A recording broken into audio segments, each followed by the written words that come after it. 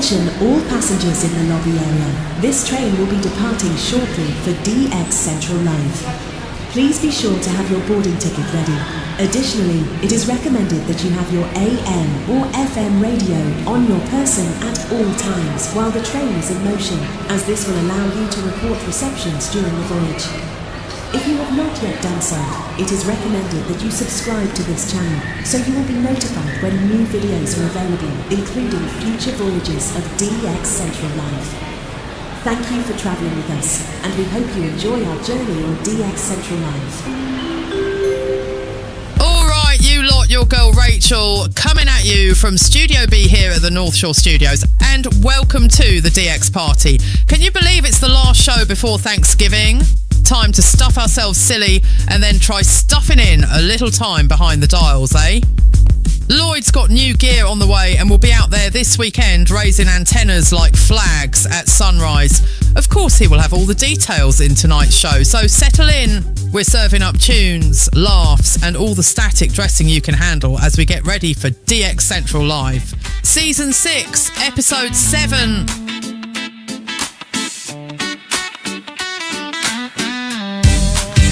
From Baton Rouge to Galveston town, dice been wild when the tropo comes round. Voices from Havana, static like a crown.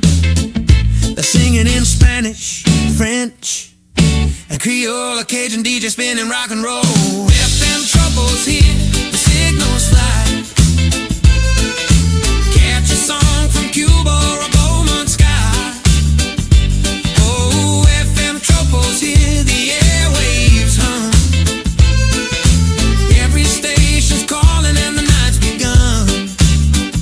A preacher's voice from Biloxi fades in. He's yelling about sin while I'm sipping my gin. Mariachi trumpets and a zydeco spin.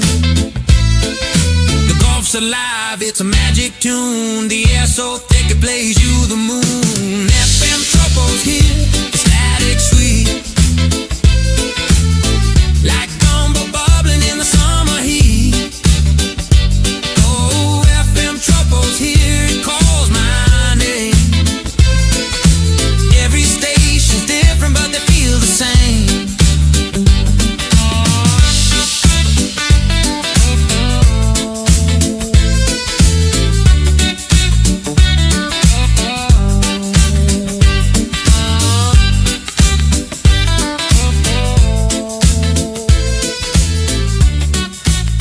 You're still vibing with your girl Rachel, keeping it all on frequency. Quick reminder, if you want early access to DX Central content like our patrons did this week with our big all-season medium wave frequency challenge data project, join us in Studio C at patreon.com/DX Central. Exclusive live streams, direct DX sessions with Lloyd, early podcast and video drops. All the fixins, just like a Thanksgiving buffet.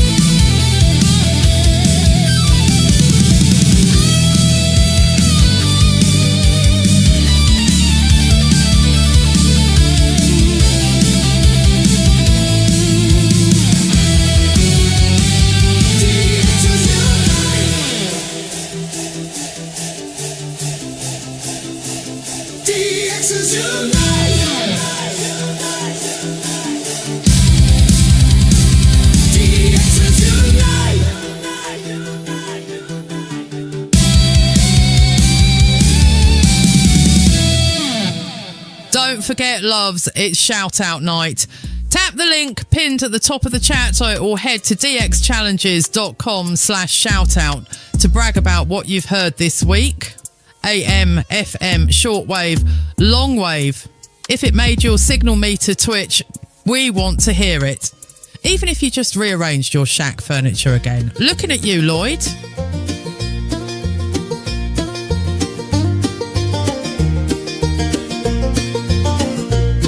I walked down the mountain to the station door, banjo in hand like a troubadour.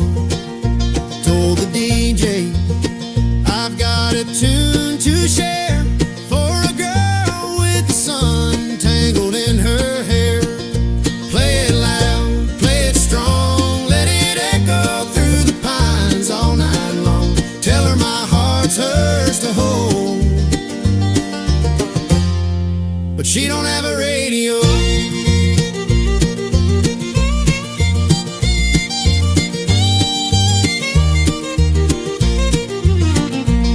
I strummed out a melody, sweet and slow, told the world what she had to know. Her eyes like rivers, her laugh like rain, but I sang to the static all in vain. Oh, the irony, it cuts so deep. My love's out there, but she's fast asleep. Play it loud, play it strong, let it echo through the pines all night long. Tell her my heart's hers to hold, but she don't have a radio. She don't hear the crackle of the AM waves. She don't know the song I gave. My love's a signal lost in the breeze, caught in the mountains, trapped in the trees.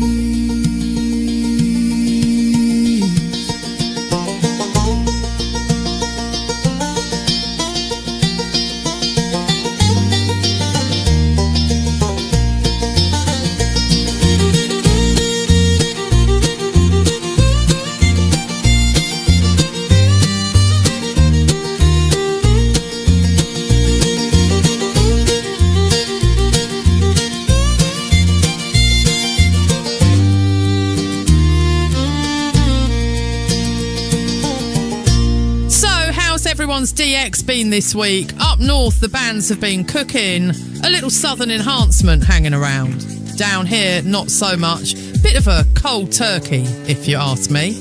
Meanwhile, our fearless leader's redoing his logbook analysis page again. At this rate, he rearranges that thing more often than a cat lady redecorates her sitting room.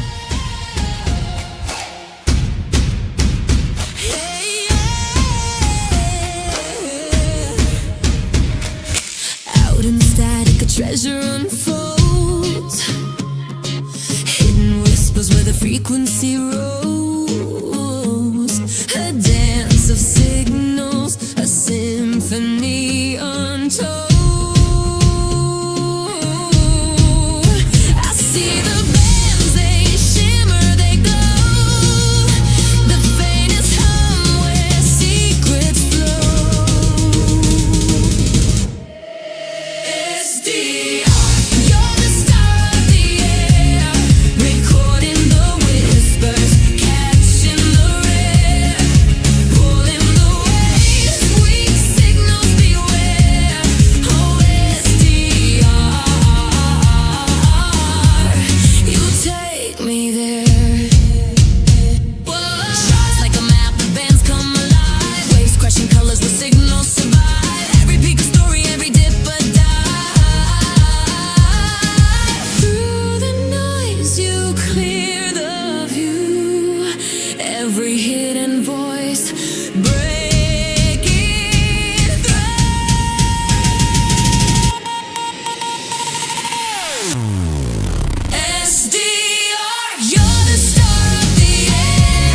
Recording the whispers, catching the rain.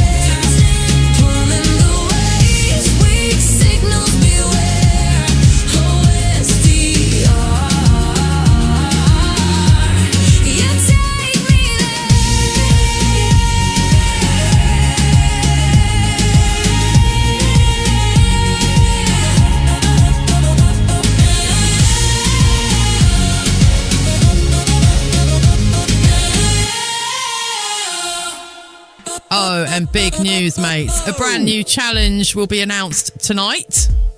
We're about to wrap our run on the 910 to 930 kilohertz range in the first hour, and things are about to heat up again. Make sure you're registered at dxchallenges.com so you can jump straight in when the new one drops. Of course, our patrons already know where we are heading for our next challenge. You can get the early homie heads up too by visiting patreon.com/dxcentral and checking out our exclusive perks packages.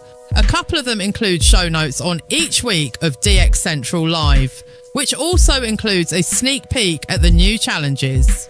Gives our patrons time to prepare their target stations, which way they want to point their antenna. All of that means more logs in the logbook, hopefully at least. If you have more logs in your logbook over the past week, we want to know about it. Just head over to dxchallenges.com/shoutout or click the link pinned at the top of our chat box. Fill out the form and we will celebrate your DX wins together.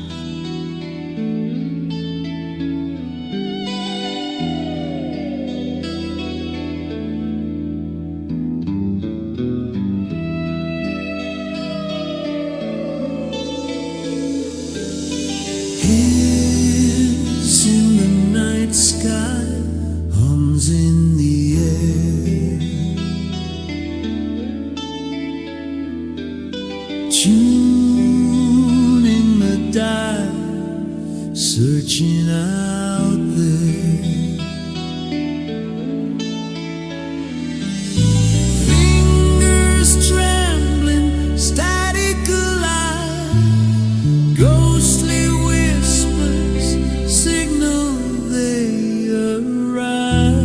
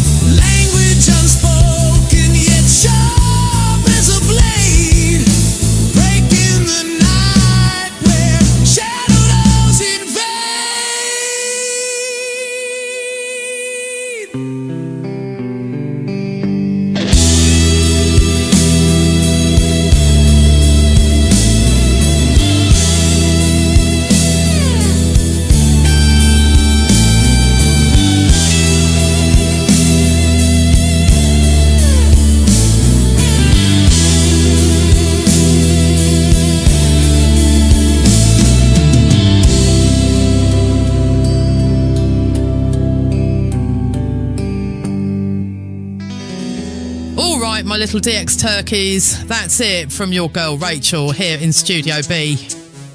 Before I hand things off to our mate Mark Monroe for the countdown, a few reminders.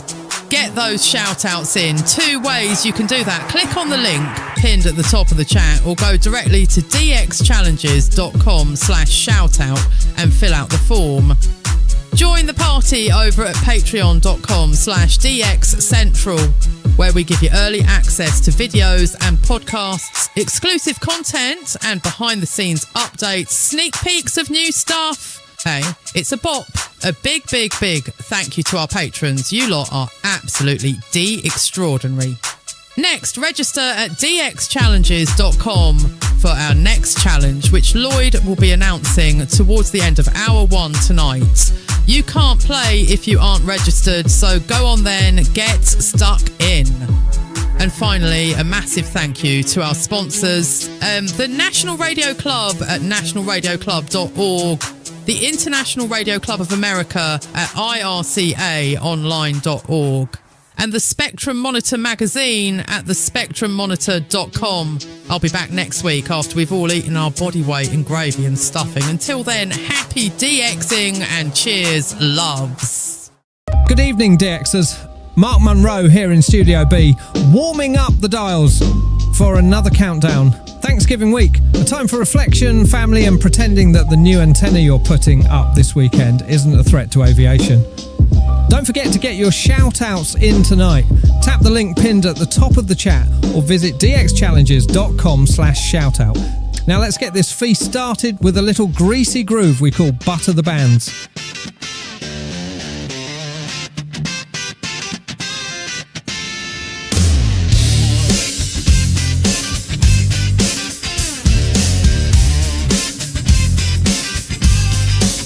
Got the rig fired up, coffee in my hand, turkeys in the oven, and I'm working the band. Signal sizzling, sounding fine. Gonna butter these bands, make that skip shine. Butter the bands, let that signal slide. Grease up the airwaves, take a ride. From 1600 down to 540 kilohertz, I'm smoothing the static and making it work. Neighbors stringing lights, but I ain't got time. Got a loop in the yard and a good ground line. CME's rolling and the bands are more than fair. Got cranberry chords and static to spare. But other bands let that signal slide. Grease up the airwaves, take a ride. From Havana to Saskatoon, we're roasting skip under a holiday moon, yeah.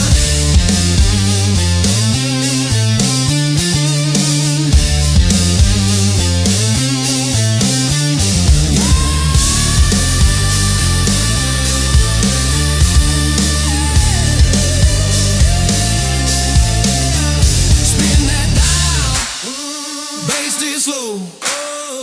Hear that tone, start to glow.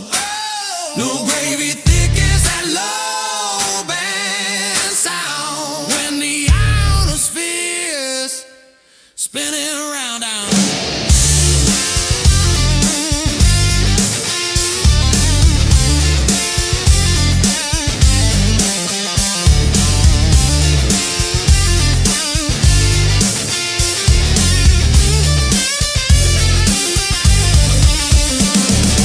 But other bands, yeah, turn it up loud.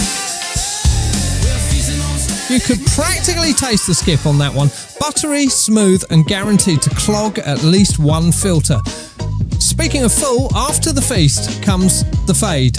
This next one's for all of you who've ever nodded off mid-tune, still clutching your mouse.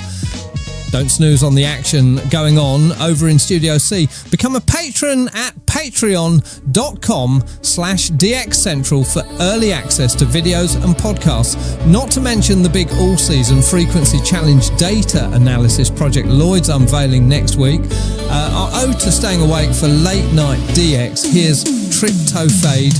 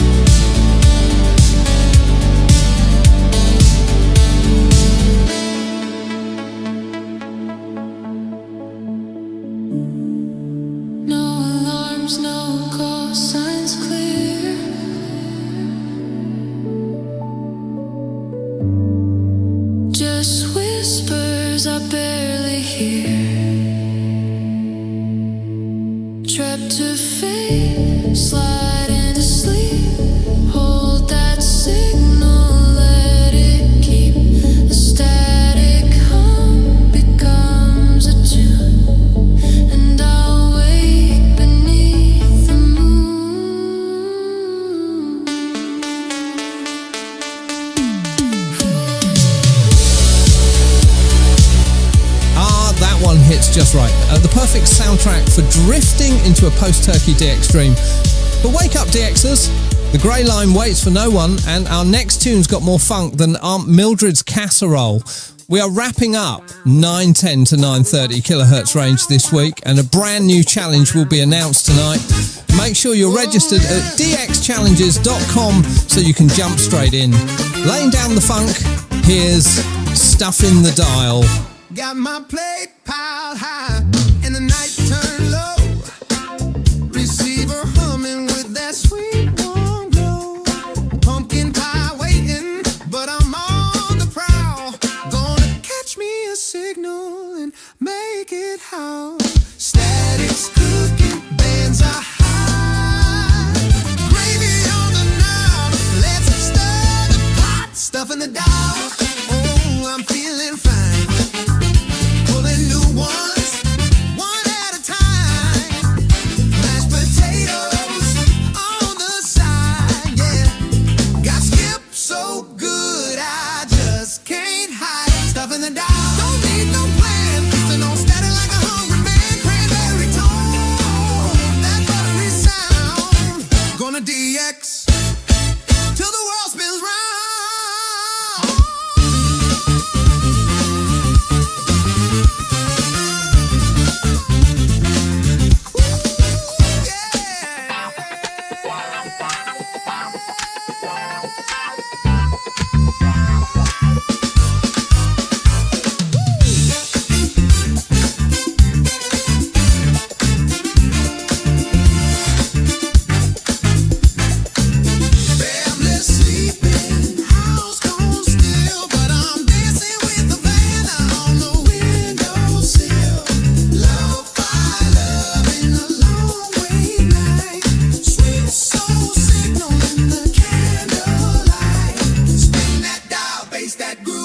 needle, make your body move.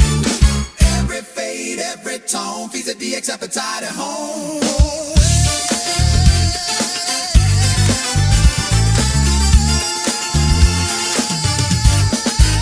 Stuffing the dial, turn it up loud, yeah. I'm feeding my soul, not just the crowd. Stuffing the dial, it's a holiday jam. Thankful for Skip, that's who I am. Yeah.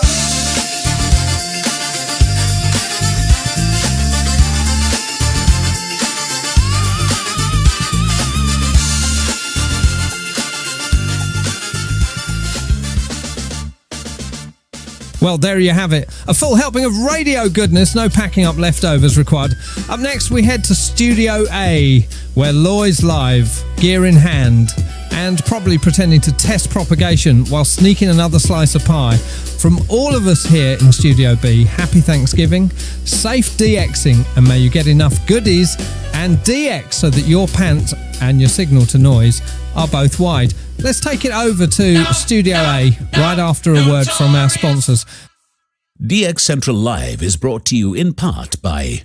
From long wave to satellites, medium wave through HF, ham radio to scanners. If you can DX it, the Spectrum Monitor has you covered. Editor and publisher Ken Reitz has assembled a who's who of radio writers to share their knowledge and expertise from a wide range of DX-related topics. Each month, the Spectrum Monitor's columnists dive into their specialties to give readers tips, tricks, the latest news and station updates, and more. The Spectrum Monitor also provides a monthly assortment of feature articles that give in-depth insight into the past, present, and future of DXing. You can get a full year of the Spectrum Monitor for only $24. Individual issues from the current year are available for $3 each. You can also purchase previous years of the Spectrum Monitor in their entirety for as low as $12. For more information, visit thespectrummonitor.com.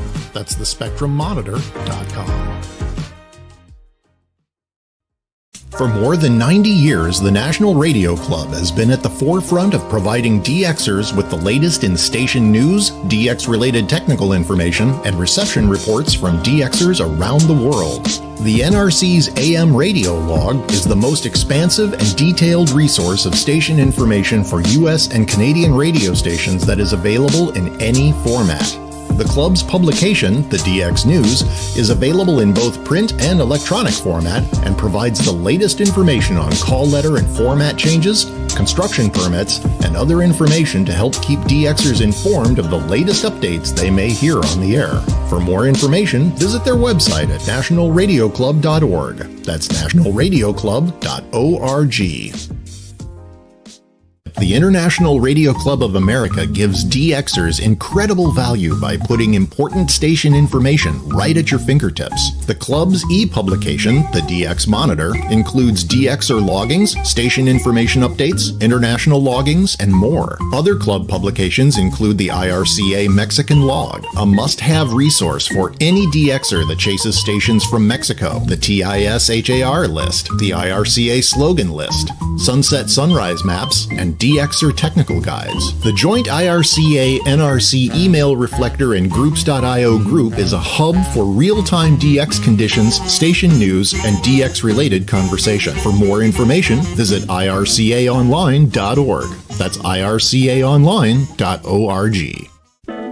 Can't get enough DX? Then the DX Central from the Static podcast is for you. Take DX Central on the go and listen to episodes from DX Central Live, interviews with prominent members of the DX community, tips, tricks, how-tos, your DX memories and stories. And that's just the start. You can find the From the Static podcast on Spotify, Apple Podcasts, iHeartRadio, Listen Notes, or anywhere you get podcasts, or by visiting FromTheStatic.net. That's FromTheStatic.net. For stories, signals, and voices from across the airwaves, don't miss the DX Central From the Static podcast. Keep up with DX Central. Follow us on Twitter at DX Central.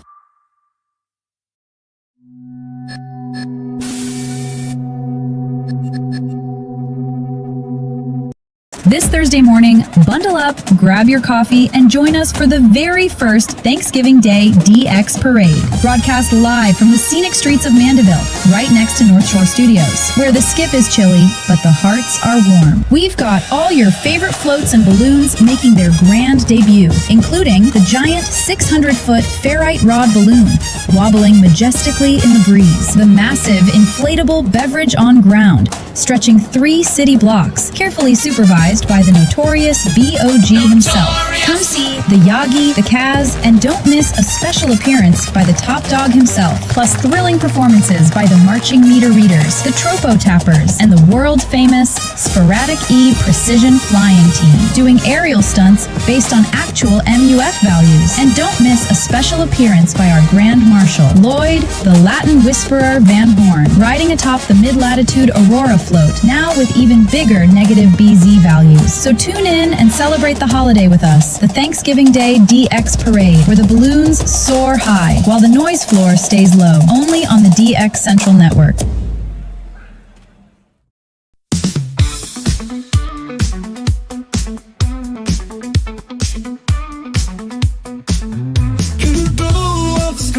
It's a Friday night, Lloyd in the North Shore, setting frequencies right. AM and FM, the airwaves collide. DX Central Live, where the signals can't hide. Tuning in the static, chasing down the sounds. Every single signal is magic we have found. All radios hum, the chatters all agree.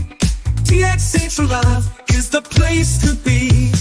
Folks in the chat, shout out your call. From east to west, we're breaking down the walls. It's the magic of the night, where frequencies fly. Join us now on DX Central Live. From the Gulf South To your corner of the world. this is DX Central Live. Now here's your host, Lloyd Van Horn. From the North Shore Studios here in Studio A in Mandeville, Louisiana, it is DX Central Live, Season 6, Episode number 7. Welcome, my friends. So glad to have you here. And joining us yet again for another night of DX. Live DX conversation, topics, some tips, some tricks, some fun. Yeah, we're going to do it all tonight, as we normally do. We're ending one challenge tonight, 9:10 to 9:30. We're going to say bye-bye, 9:10, 9:30. And we're going to launch a brand new one later on in our first hour.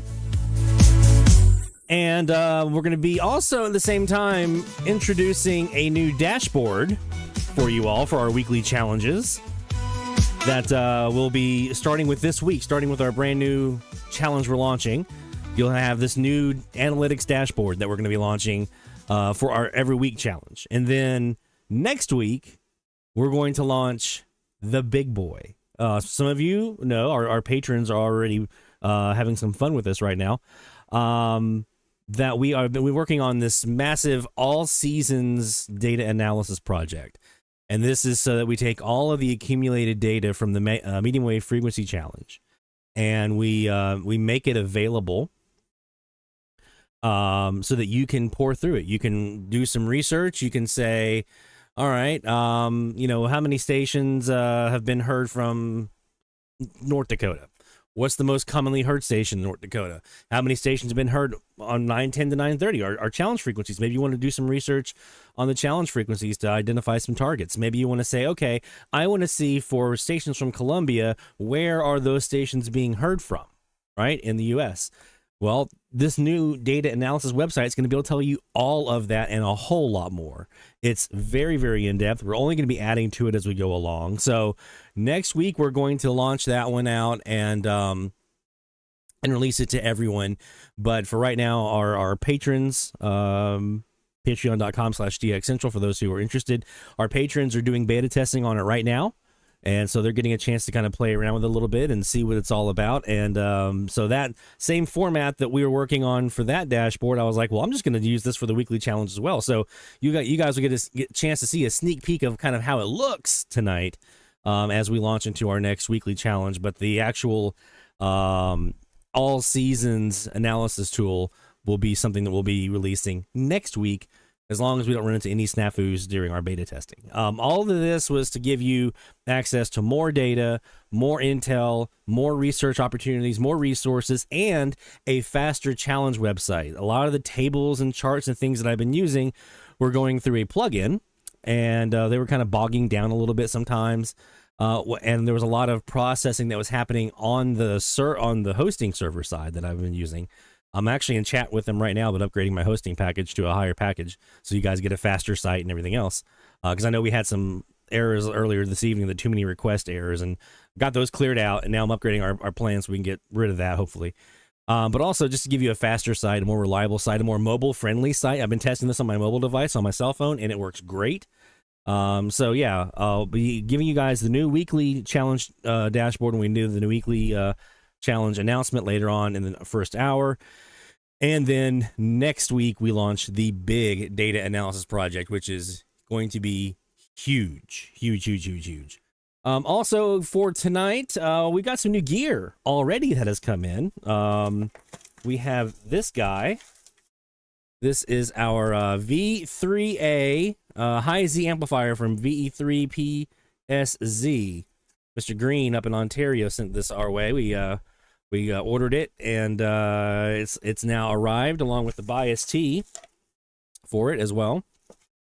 So we're going to be plugging this in hopefully this weekend if I can get everything ready, and getting our new 35-foot low noise vertical up in the air. And so actually the antenna's already up in the air. I just have to get a ground connection going and plug that sucker into it and get the feed lines all around here in the shack, and we'll be good to go. So this is going to be a fun little project for us to test out this low noise vertical, see how it does. You guys know I've been using the mini whip now for a couple of years. I want to see how this 35-foot vertical works, and then I'll let you know once we get that up and running. And hopefully, I'm thinking I'm going to put it on the Kiwi as one of the options on the Kiwi so that you can try it out too. You can also test it out from wherever you might be.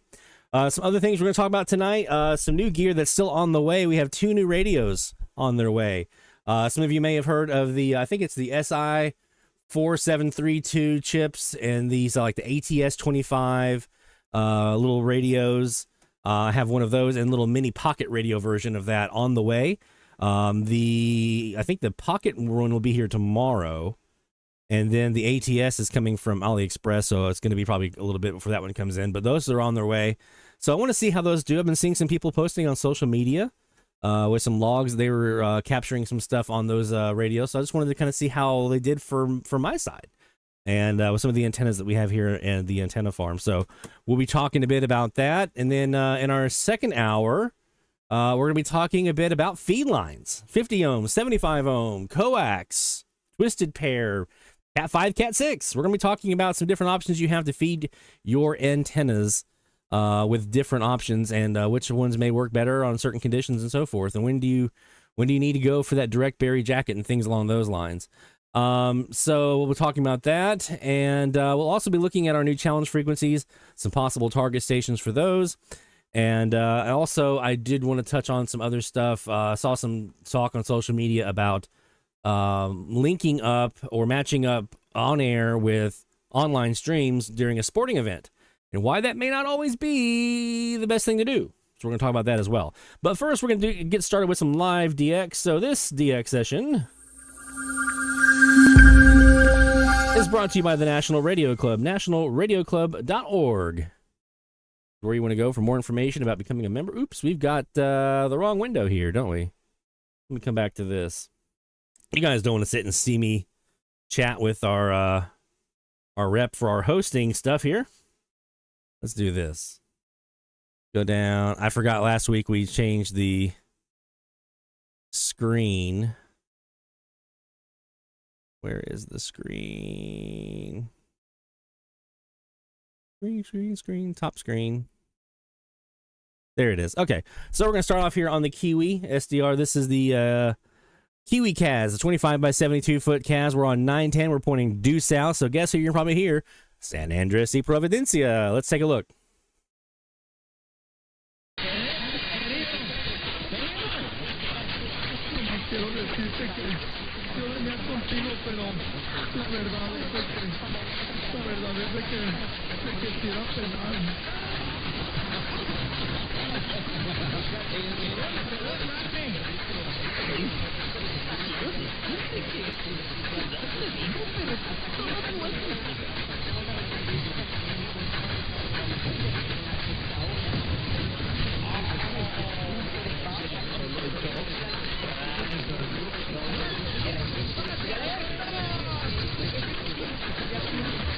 Hey, Mamacita, I saw you this time.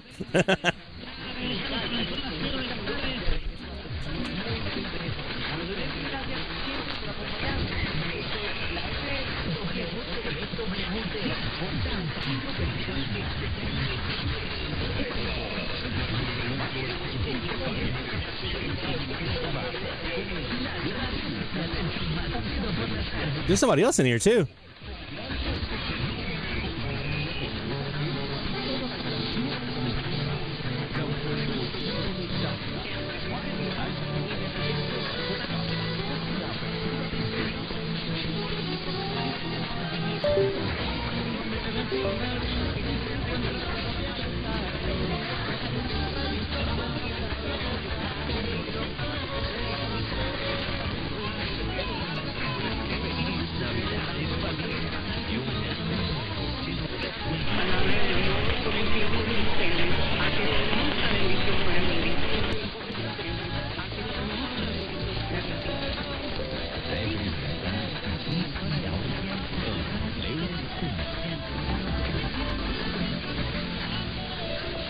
Hola, bienvenidos nuevamente a este espacio de ustedes, de libros en y ahora en la FM.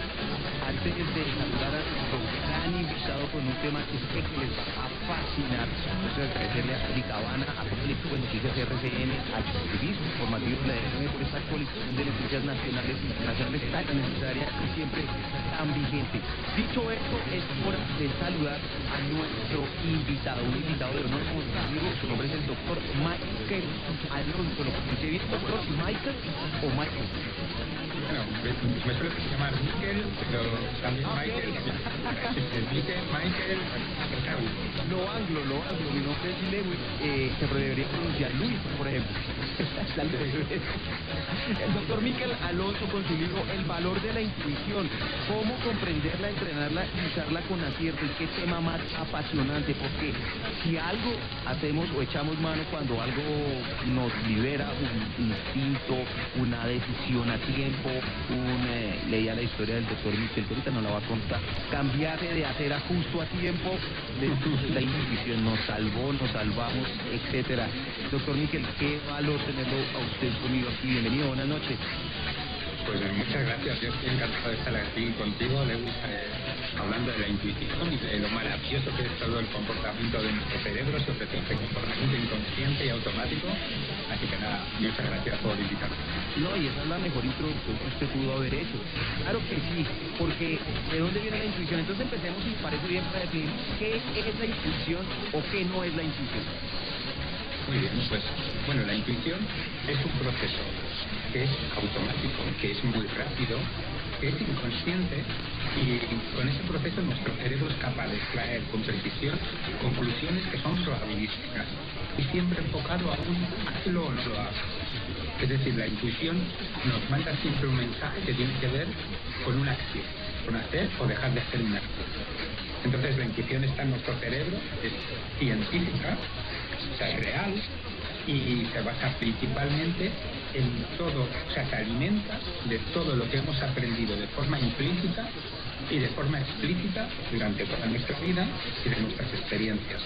He puesto el énfasis en esa implícita y explícita porque aprendemos muchas cosas de forma reglada, digámoslo así, que estamos estudiándolas, aprendiéndolas, etcétera, pero aprendemos también muchas otras sin darnos cuenta.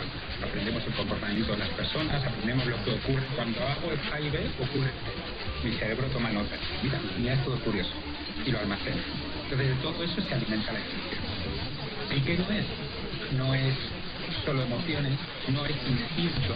El instinto es algo congénito, es algo de nacimiento, ¿no? O sea, podemos tener un instinto sexual de nacimiento, podemos tener, por ejemplo, miedo a la oscuridad, miedo a las serpientes o a los ruidos, casquidos de noche en un bosque, ¿no? Sí. Pero no es, la intuición es algo que tiene mucha más literatura, contundencia, es como nuestro big data particular, ¿no? Y el que tiramos para decidir. Esa intuición me parece que es como demasiado cercana a esos instintos, es quizá como el margen más angosto que existe entre lo que es una cosa y lo que es la otra cosa, porque no claramente profundizamos para empezar un poquito por ahí. El instinto es algo como que está condicionado bien en nuestra genética, no depende de nosotros, sino de miles de generaciones anteriores, más o menos. Eso es. O sea, cuando hay tortuguitas, es cuando nacen, tienen el instinto de salir corriendo para encerrar antes de que se las estampe un ave que anda por ahí, ¿no? Y nosotros tenemos nuestros propios instintos, ¿no? Que durante muchos, pues durante miles y miles de años, pues nos han ido haciendo que desarrollemos. All right, I think.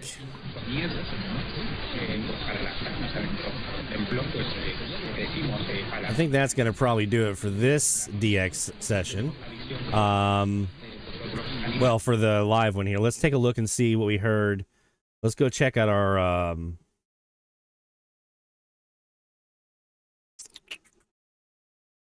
where's the bottom one? This one.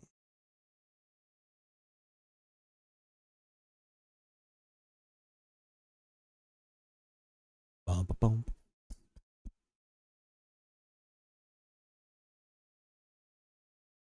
I don't think I ever added that, did I?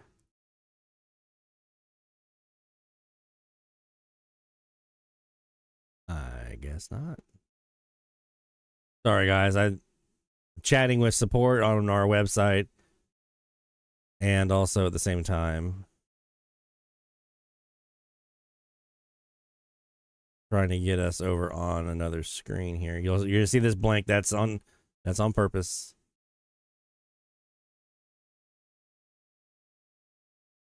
Let's see.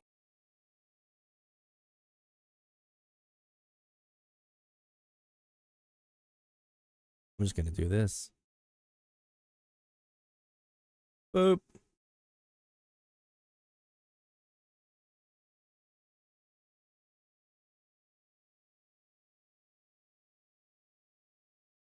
You're getting a peek behind the veil, as it were, here.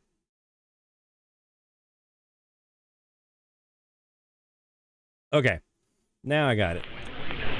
Let's go take a look and see what we captured here at the top of the hour on 9:20 and 9:30 on our East Super Loop. And we're going to rewind this back over to...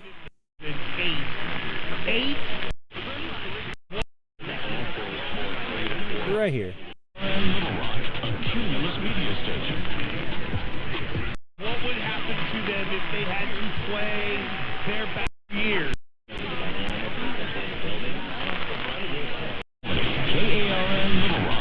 There we go.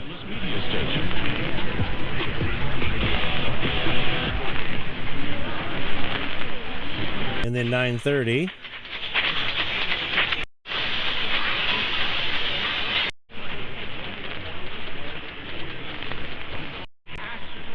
Nothing on that one. Okay. So we'll come back to those here in a bit. And we'll keep checking 9:10 and 9:20 or 9:30 as we go along here before we get to our next challenge frequencies, which we'll be announcing later on this hour. Let me go ahead and get this up on camera one. There we go, camera one. Hey guys, let's take a quick break. When we come back, we're going to talk a bit about some of the new gear that we have recently gotten. The vertical antenna we're about to put in the air hopefully tomorrow. The new gear that's on the way. We're going to show you guys those radios and talk a little bit about what we're seeing online about them and so forth. And of course, we got to get to your shout outs. Go to dxchallenges.com/shoutout. Now, you don't have to be a registered member of our website, dxchallenges.com, to be able to do those shout outs, but we highly recommend that you do. That way you can take advantage of all of the fun challenges that we have, including the ones here on 9:10 and 9:30 we've been doing this week, and the ones we have coming later on this hour when we announce our next challenge for next week. So don't go anywhere, my friends. More DX Central Live is heading your way right after this. DX Central, because we're all about radio. Visit us at dxcentralonline.com or check us out on YouTube. Search DX Central.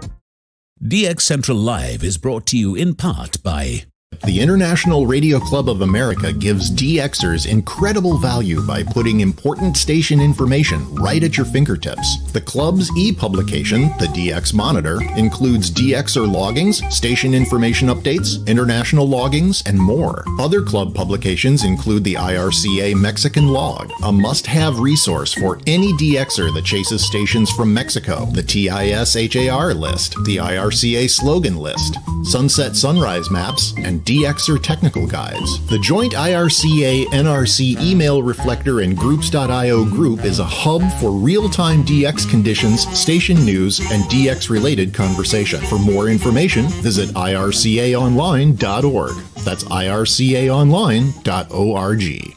From long wave to satellites, medium wave through HF, ham radio to scanners. If you can DX it, the Spectrum Monitor has you covered. Editor and publisher Ken Reitz has assembled a who's who of radio writers to share their knowledge and expertise from a wide range of DX-related topics. Each month, the Spectrum Monitor's columnists dive into their specialties to give readers tips, tricks, the latest news and station updates, and more. The Spectrum Monitor also provides a monthly assortment of feature articles that give in-depth insight into the past, present, and future of DXing. You can get a full year of the Spectrum Monitor for only $24. Individual issues from the current year are available for $3 each. You can also purchase previous years of the Spectrum Monitor in their entirety for as low as $12. For more information, visit thespectrummonitor.com. That's thespectrummonitor.com. For more than 90 years, the National Radio Club has been at the forefront of providing DXers with the latest in station news, DX-related technical information, and reception reports from DXers around the world. The NRC's AM radio log is the most expansive and detailed resource of station information for U.S. and Canadian radio stations that is available in any format. The club's publication, the DX News, is available in both print and electronic format and provides the latest information on call letter and format changes, construction permits, and other information to help keep DXers informed of the latest updates they may hear on the air. For more information, visit their website at nationalradioclub.org. That's nationalradioclub.org. Can't get enough DX? Then the DX Central from the Static podcast is for you. Take DX Central on the go and listen to episodes from DX Central Live, interviews with prominent members of the DX community, tips, tricks, how-tos, your DX memories and stories. And that's just the start. You can find the From the Static podcast on Spotify, Apple Podcasts, iHeartRadio, Listen Notes, or anywhere you get podcasts, or by visiting FromTheStatic.net. That's FromTheStatic.net. For stories, signals, and voices from across the airwaves, don't miss the DX Central From the Static podcast. Keep up with DX Central. Follow us on Twitter at DX Central.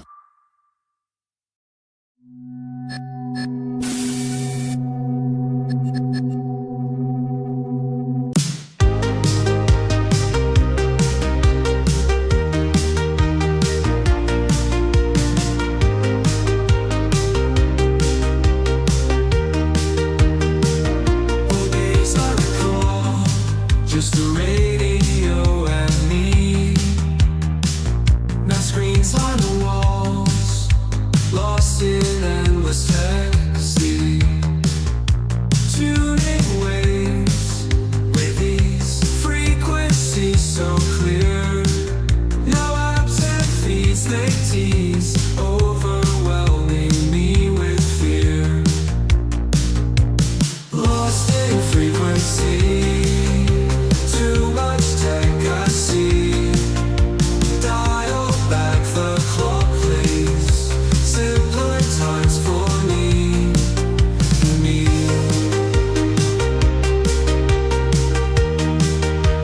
From the DX Central North Shore Studios, this is DXC Live. Now here's your host, Lloyd Van Horn.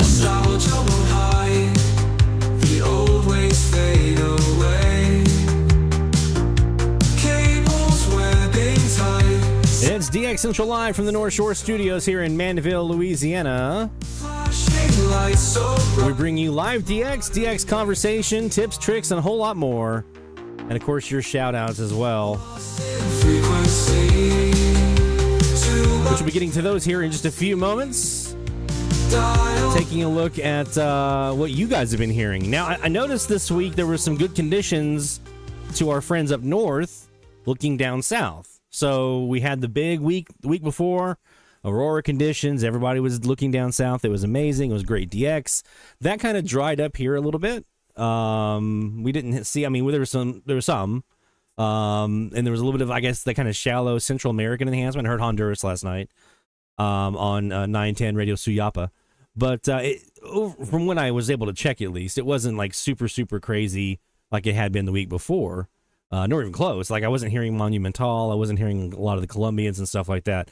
But our friends to the north, you guys were hearing some good stuff, and I'm seeing that in the shout-outs, too. So another good week for a lot of you, which is awesome. I'm all about it. Whenever you guys can get those conditions down into Latin America that you don't normally have, I mean, it's pretty regular here, right? Because we're closer. I'm 1,000 miles closer to Colombia than Jacob is up in Minnesota, right? So, you know, it's a little more common down here for us to get into those places. So when you guys up north have a chance to get into Colombia and Central America and deeper into South America, that just makes me so happy. So let's go ahead and start with some of those shout outs right now. Shout out loud, hear the call for every single big or small, from AM to FM, from C to C. We celebrate the ones who snag your IT. Shout out loud, let it be known, you're never DXing all alone. Through the static we found our way, shout outs making waves today.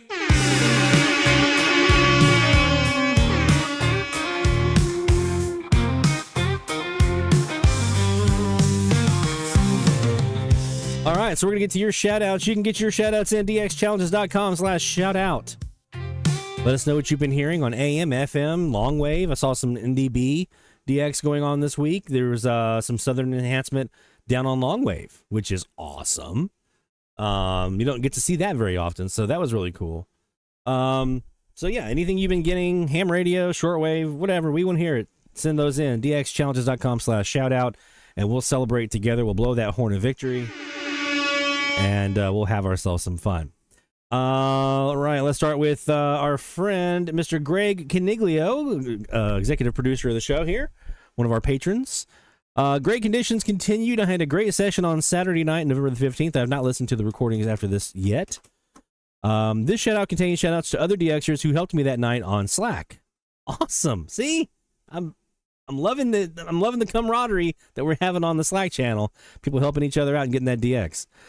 The evening featured multiple new catches from the Carolinas and Georgia, all of which I won't list, but two notable ones that were surprising and all alone were WCLA 1470 in Clayton, Georgia, and, or is that Claxton? WWHM 1290 in Sumter, South Carolina. So I used to live near Clayton, but I think there is a Claxton, actually, now that I think about it. I don't remember there being a 1470 in Clayton. I may be wrong. He said Claxton, for the record. I put in the Clayton because I was trying to think that might have been a typo, but I'd be wrong. I might be wrong on that one. My new favorite logging, though, was thanks to Jacob Hammond at TICBDL 570 San Jose, Costa Rica. Ha ha ha. Very brief audio parallel to Jacob's Costa Rica Kiwi. Let's try saying that 5 times fast. Costa Rica Kiwi recording. Costa Rica Kiwi recording. Okay. This is about 2,300 miles. Does anyone have a transmitter location? It's not listed on medium wave list. I will check. Let's see what I have on my notes. Also, for our friend Greg, and I'm checking on this one because I think it's a little. Let's see. Yeah, Greg, if you're watching the stream, I'm going to give you the calls here on this one. YNLD. YNLD 600 Managua, Nicaragua. Another exciting one. Second of that country, 2,199 miles. That's La Nueva Radio Ya. I love the way they do their imaging, man. I would work there. I would work at that station just to continue to do the imaging, and I'd learn Spanish just to do the imaging. That's all I'd want to do.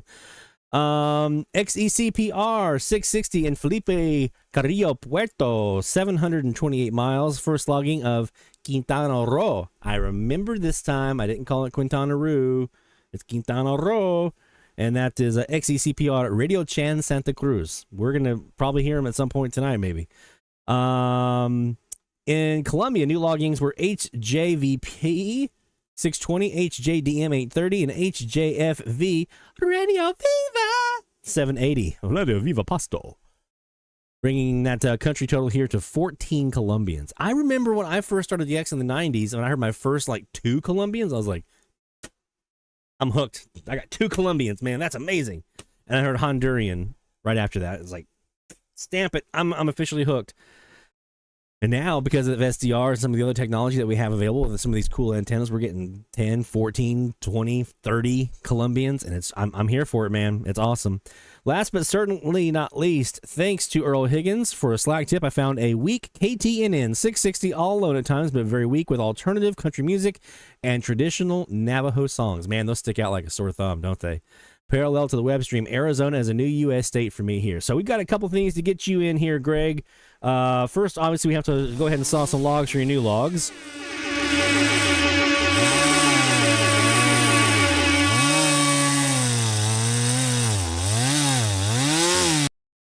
Let's see. Mr. Airhorn. You got it. It's the horn of victory, baby. We have to celebrate when we win something like this. And every log is a win. We've also got a new U.S. state in here from Arizona.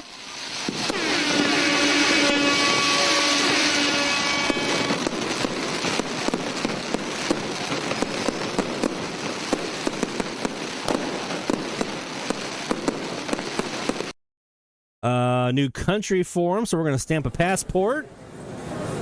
This is usually the kind of shout out I hold to the end because it's a bigger one. But man, this is a great way to get it started. I like this energy, getting it started right off with a whole bunch of stuff. This is nice. A new Latin American station, because we had Colombia in there and Honduras in there, or Nicaragua rather in there. Costa Rica. And a new Estado de Mexico, and not the Estado de Mexico, but a new Estado de Mexico.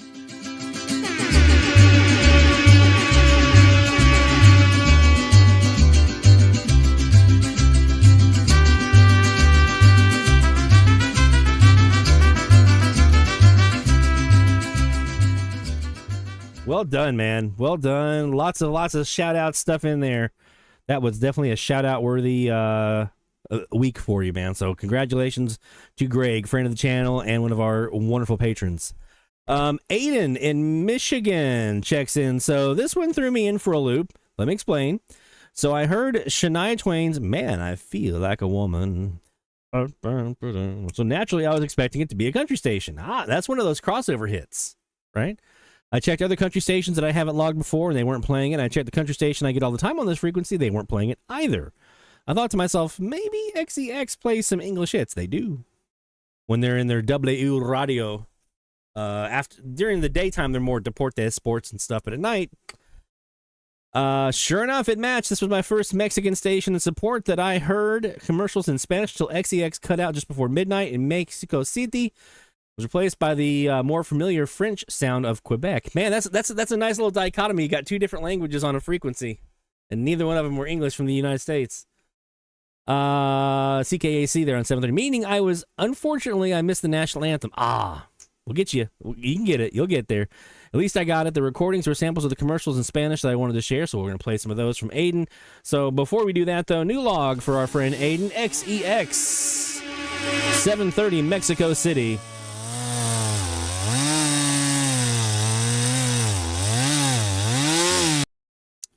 Also, for him, that is a new country, so we're also stamping the passport for him as well.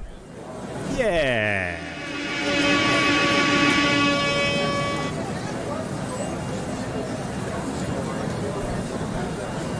And a new country for him was Mexico. That was his first Mexican station. You know what that means? Yeah! New Estado de Mexico!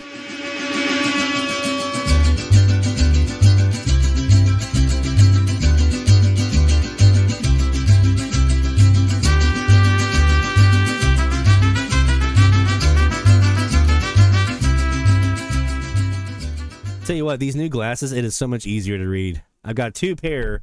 I got a third pair on order. I'll be here next week.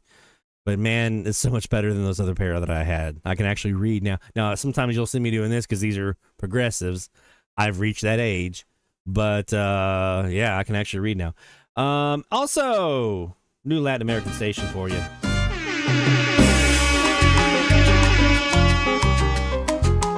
It's just nice to be able to actually read. Still helps to zoom in a little bit sometimes, but like right now I'm like, that's crystal clear. That's like a laser beam. Let's check out some of these clips that he's got here. Let's see, the first one, he said these are some of the commercials he heard in Spanish, so let's check out this first one. And I think this is a dot move, isn't it?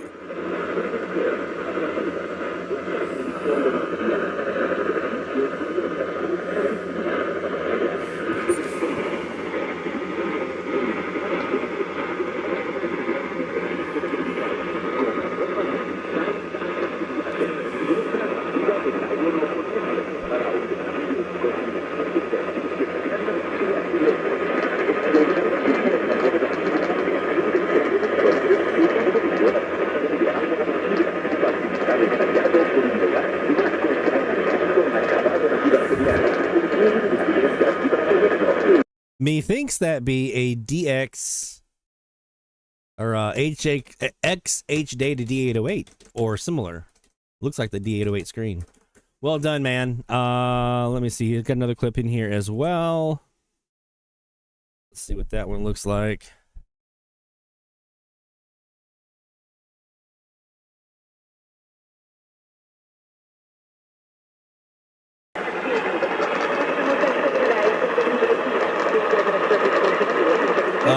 Aiden's in Michigan. No city listed, just Michigan. Well, it may have the city. I don't have it on here.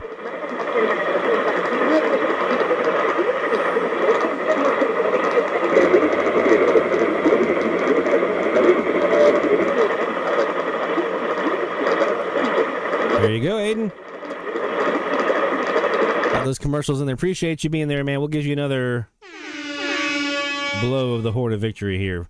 Let's see, how many do we have? 1, 2, 3, 4. That's a big one. 5, 6. That's a big one. Kaz got a bunch in here this week. All right, Kaz.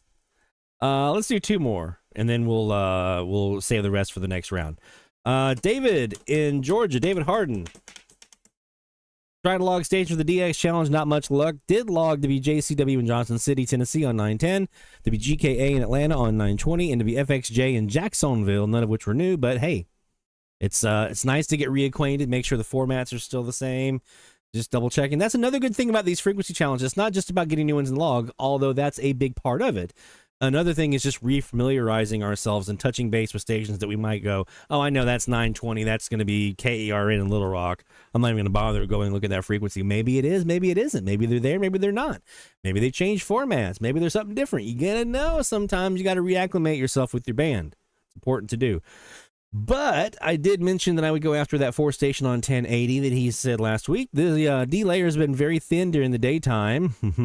It's been allowing me to log WFTD in Marietta, Georgia. This is the only high-powered station in the Atlanta area that I had not previously logged.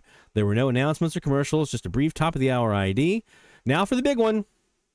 I managed logging at WCEO, Columbia, South Carolina on 840 at 1:08 in the afternoon. Distance of 216 miles. It pays to DX AM in the daytime. This is my most distant daytime DX. My man, this time of the year, yes, it does.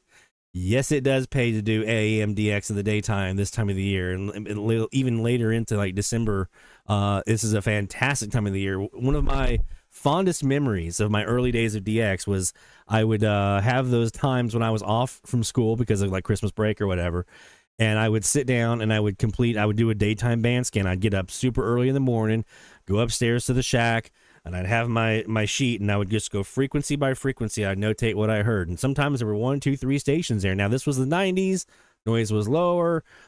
I was in the mountains, not many stations on the band, so it was super quiet anyway, so it was a nice little exercise. Now, it's still worthwhile. I think every one of us need to do that, and if your location where you are is noisy during the daytime because you're like in a residential area like I am, get yourself out, do some DX elsewhere, and that's one of the things we're going to talk about when we look at our 2 radios that we have on order here. So, let's see. He got a new log, so we're going to give him the log saw.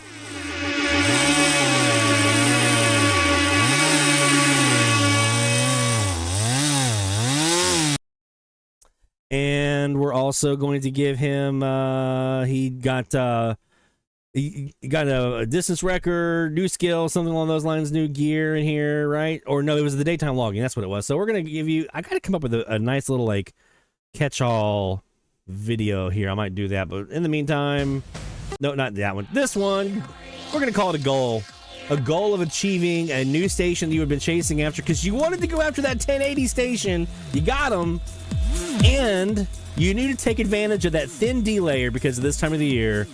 And you got yourself Columbia from Georgia in the middle of the afternoon. Isn't that great? I used to love that daytime DX. And you hear those stations in the middle of the day that you're like, wow, I can't believe I'm hearing them in the middle of the day. That's awesome. This time of the year, man, it gets fun. We may have to revisit our daytime challenge again in December. Well done, my friend, and we blow the horn of victory for you, David. Appreciate you being in there. Our friend Earl Higgins in Missouri got himself some DX. Let's talk about what Earl had this week. All this was this week, and all new logs for Earl. Take a deep breath. Here we go. 830 La Locura, XEITE in Mexico. WLCR Kentucky 1040. WSGI Tennessee on 1100. KREH Texas 900. Also on 900 kilohertz. WKDA in Tennessee. WAOS in Georgia on 1600. Oh, those guys. WETR Tennessee 760. WLBL Wisconsin on 930 in Auburndale, Wisconsin. That's a new Wisconsin log for him, so we're going to get the knife out and get ready to do a little cheese cutting. KYND 1520 in Texas. KYFR 920 in Iowa and 930 KLUP in Texas. So he had a good week on the challenge. Got a couple new logs in there on the challenge frequencies, and we're going to cut the cheese now.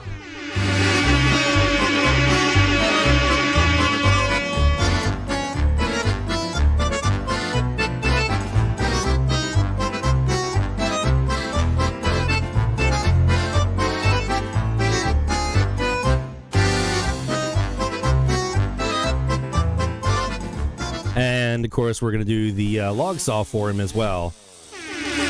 All that loggy goodness. This is the time of the year when you're going to be stocking up on those logs. Cold outside, you're going to have some logs. So this is the time to stock up. Well done, Earl, my friend. Fantastic catch of DX your way. Coming up next, we got Rick, we've got Stuart, we've got Jacob, we've got Kaz. So we're going to get to you guys here in our next hour with our second round of shout outs. And I'm looking at Kaz, man. Seriously, that's a haul. And when you get to someone like Kaz's stature of DX, you know, the new ones don't come around that often. And when they do, they don't come around in batches like this. It's like, I got a new one this month. You know, I got a new one this summer or this winter. I got 2 new ones this season. Let's become more and more rare. So that's an impressive batch. We'll get to those here in the second hour. Let's talk a bit about some gear. So I mentioned here that we have a new piece of gear that's already come in here. This is the V3A amplifier. This is a high Z amplifier for a low noise vertical antenna. And so 2 things this is doing. This is the matching transformer for us to get the impedance match from the vertical antenna to our feed line. And this is also the amplifier. So it's going to boost the signal a little bit. So we're going to pair this with a piece of 14 gauge stranded THHN wire that is 35 feet long, thereabouts, give or take, 6 inches or so. I've got it already up in the air. I got a hook or a carabiner that I have up in the one of my trees. It was actually holding my second mini whip antenna. And so I got that carabiner up, and then I went in today and I tied some rope. I made a little loop at the top of my vertical antenna, tied a little bit of rope at the top and made a loop, and then put some heat shrink tubing around that to keep that nice and stable, and then put some rope in through that loop. And then on the other end of that rope, tied another carabiner and connected those 2 carabiners, and then hoisted that back up in the tree. And that's now sitting up at 35 feet. And so tomorrow, I'm going to go do all the work that I need to get done to finish this off. So here where I am, I have learned we don't have a great ground for ground rods and whatnot. So our friend Jeff Immel, oops, not that one. There we go. Notorious.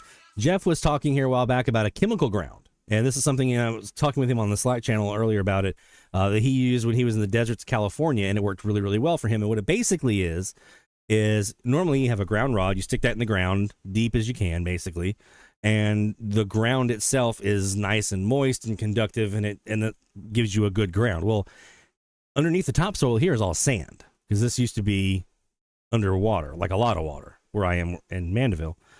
And so, ooh, wow. So with this chemical ground, what you're basically doing is you're compensating for the poor ground that you have, by giving it a boost, but kind of giving it a little bit of some vitamins. So you take a 1-inch diameter copper pipe, in this case about 2 to 5 feet long, depending on what you can find, and you take one end of that copper pipe and you hammer it down to kind of make a little wedge. So it's kind of pointed kind of like this, right? That's what you're going to basically have, is something kind of like that. So that gives you a nice puncture point to drive it into the ground. And then once you've got that in there, you'll drill every couple of every so often. You'll drill some little 1/4-inch holes up the length of the pipe, and this is, you'll see why here in a minute. So you'll have some holes kind of around the pipe, drive that in. You have the wedge closed end on the bottom. You'll wedge that down into the ground, drive it in, and then you fill that up with salt. Rock salt, table salt, whatever. Just fill it up with salt and then water. And then you're going to pour all that water in there and make it nice and filled. Those holes are going to let some of that seep into the ground. And now you've got salt water in your ground. Okay? That's a really good ground. And then you do that for a couple of days until you build up this nice ground around the ground rod. And you've basically created this chemical ground rod. And then obviously the rain's going to come in. It's going to leach down into that. It's going to refill that every once in a while. So it's going to provide a really good ground contact for me to have for this vertical antenna, this low noise vertical. So we have the mini whip up. It's about 45 feet in the air, but it's just the mini whip. This is a 35-foot long piece of wire. So very excited to see how this will work. We're going to pair it with our Kiwi and put it on one of the ports on the Kiwi, with an eye on eventually putting it on one of our other SDRs. I don't know which one. One of the SDRs here, and seeing how it does. So I'll keep you guys posted. I'd hope to have it in the air tonight so we could actually test it out tonight, but no such luck. So hopefully next week we can have that to show off for you guys and let you guys have a chance to play around with it on the Kiwi. The next thing I want to talk about is the other gear that's on the way. This is, we have a couple of portable radios on the way. Now, let me go back here. Where did they go? Here, let me go back on camera. So we have a couple portables that we really like here. This is the TEF. This is the DP666 portable here, mainly as an FM rig. It's not really great at AM. And then we have, a lot of you guys also like the DX286, the Quotson. This is the DX286.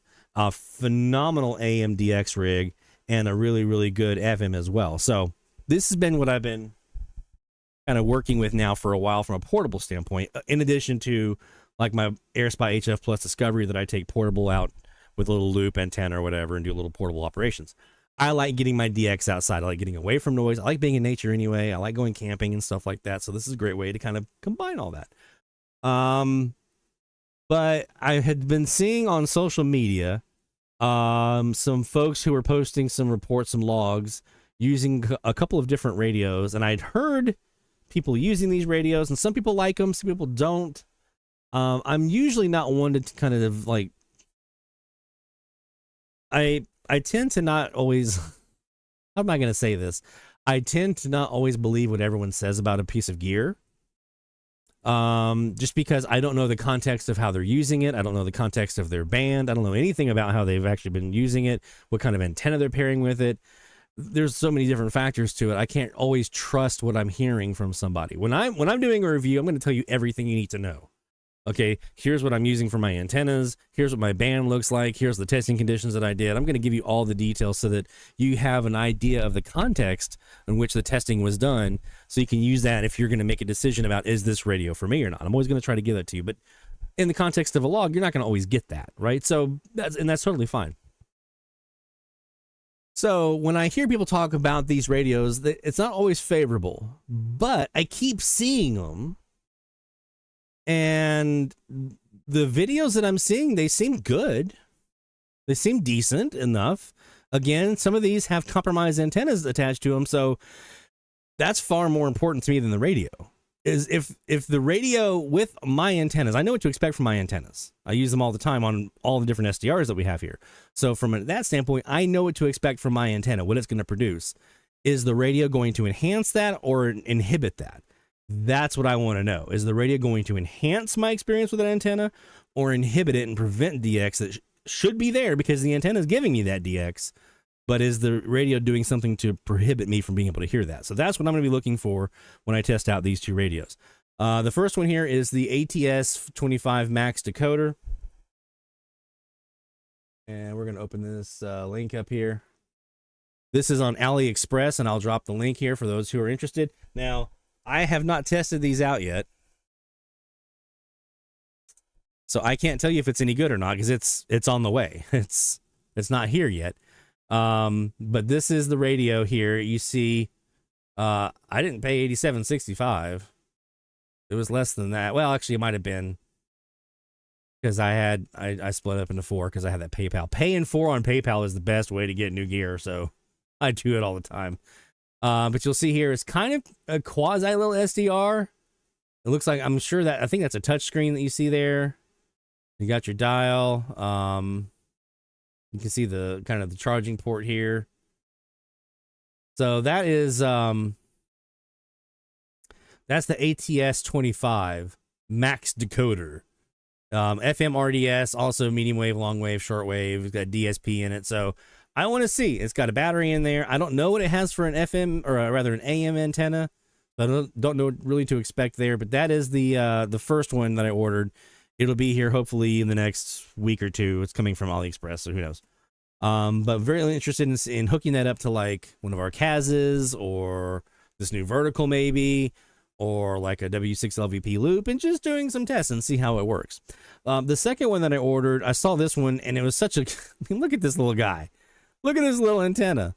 I mean, this little radio. You gotta have one of those. Anytime I see a little pocket radio like this, you got me. I'm buying it. I'm gonna buy it. As long as it's not like $300 or something, I'm gonna buy it. It gives you that little loop antenna, which I've heard about, but I'll test it out and see how it works. But I'm also going to use it with my gear, again, because I know what to expect with my gear, my antennas. So I'm going to test it out with my antennas and see what I should be getting.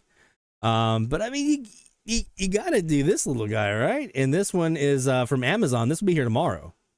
So let me show you this one here. This is the one I got from Amazon. Oh, it's going to make me do this here. Here we go. So this is a little pocket radio. See, it's $42. So they got blue, they got a green, they got a black one and the black two. I'm not really sure the difference. Oh, the black two has AirPods. I don't need those. I'm glad I got the black one. So yeah, this is just a little teeny guy. I mean, how can you not? You see that and you're like, dude, I want that radio. I want to try that out to be able to have that in my luggage or in my... It's a pocket radio, so I'm going to put it in my pocket and try it out and see how it works. So I'll let you guys know. Hopefully next week, at least one of those will be in. We can kind of play around with a little bit. Maybe I'll have some video that I can shoot. I don't know. We'll see what comes up. But just thought I would share those. Those are some pieces of gear that are on the way that we can hopefully get a chance to do some DX with. Real quick before we get to our next frequency challenge and the next DX session, I did want to touch on this. I ran out of time last week to talk about Aurora DX on FM because that happened. So this was something that came in. Let me pull up. I'm going to get this over. I want to say it was here.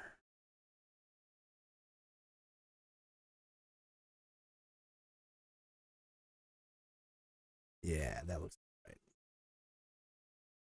So there was some auroral FMDX that came with this solar storm that we had last week. Last week.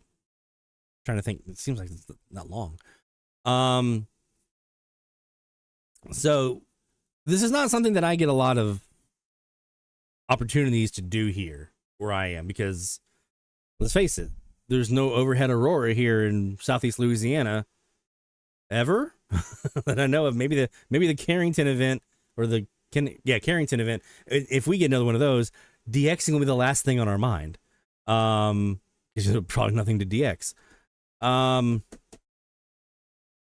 But yeah, I haven't had a chance to do a whole lot of work on any kind of on auroral FMDX. We don't get that here. So with that in mind, if you are someone who is interested in auroral DX and on FM, specifically on FM, you see some of the conditions here. We have Washington State hearing over to Minnesota and Wisconsin, or Minnesota, South Dakota, North Dakota. So it kind of acts like sporadic E a little bit. And it's the sound is more, from what I remember, it's more fluttery, it's more kind of distorted. It's not as crystal clear as you would have with a sporadic E opening, but you kind of generally point your antenna to the north and you might get some stuff off to the side of it or to that northern direction, but it diffuses those signals. So where typically with a normal like sporadic E, it's a refraction that's kind of bending that signal back down to earth, right? Well, in auroral conditions, it does that, but it's also diffusing the signal. That's why you get some of that fluttery, kind of distorted kind of sound on some of these. So that's my understanding based off of what I heard on this. Our friends Nick and Bryce at the VHFDX podcast did a fantastic interview with Bill Hepburn. Yes, that Bill Hepburn. And he talked about auroral FMDX and talked about how to do it. And talks about solar storms and their impacts on FMDX. Focus on geomagnetic storms that produce auroras, provides insights into KP and BZ indices, which are used to monitor geomagnetic activity and predict aurora conditions. So this is, if you are someone who lives in a more northern latitude than I, and especially here in a couple weeks when that sunspot region that just gave us those big storms, when it circles back around and is earthward facing again, we might get some more of that. That tends to happen. So you'll want to be ready for that if it does. So I highly suggest you go up to Spotify, Apple Podcasts, Odyssey, wherever you get your podcasts from, wherever, I'm assuming here, wherever you listen to the DX Central from the Static podcast. Go check out the VHFDX podcast as well. And it's episode 20, 2024 DX season kickoff and May Aurora opening chat with Bill Hepburn, VHFDX podcast. I'm going to put the Spotify link in here. But again, if that's not where you get your podcasts, then you'll want to go find the VHFDX podcast there. Give them a follow. You're going to want to follow this thing anyway. Subscribe to it, follow, like it, whatever, because Nick and Bryce do a phenomenal job. So definitely, if you're even kind of slightly interested in FMDX, you should be subscribed to this podcast. But this particular edition, you learn all about Aurora FMDX. And Bill is the guy to do it because he's been doing it for years and years and years and years. So I highly recommend, because we had some questions about FM Aurora DX hit during the event. Now, again, down where I am, I don't have enough context. I don't have enough experience with it to be able to provide much information or much help other than what I've already said. I mean, that's my knowledge of it. That's a limitation of my knowledge. Bill goes into much more detail. And so I highly suggest that you go check out this edition of the podcast and he can you'll hear the explanation he gives about this Aurora FM condition, because I promise you there is a chance when that sunspot region circles back around and it's earthward facing, if it's still together, if it's still got its stuff together, we could see some more. Sometimes they're stronger, sometimes they're not, sometimes there's nothing at all, but we could see some more of this. So if you are up in the northern, I would say north of Arkansas, you should be ready for some potential auroral conditions here in a couple of weeks when this circles back around. Obviously, that also has some implications for what we have here on AM as well. But for FM, if you're wanting to get in on some FM Aurora DX, you'll learn about it from the podcast. All right. A new challenge awaits. You guys ready?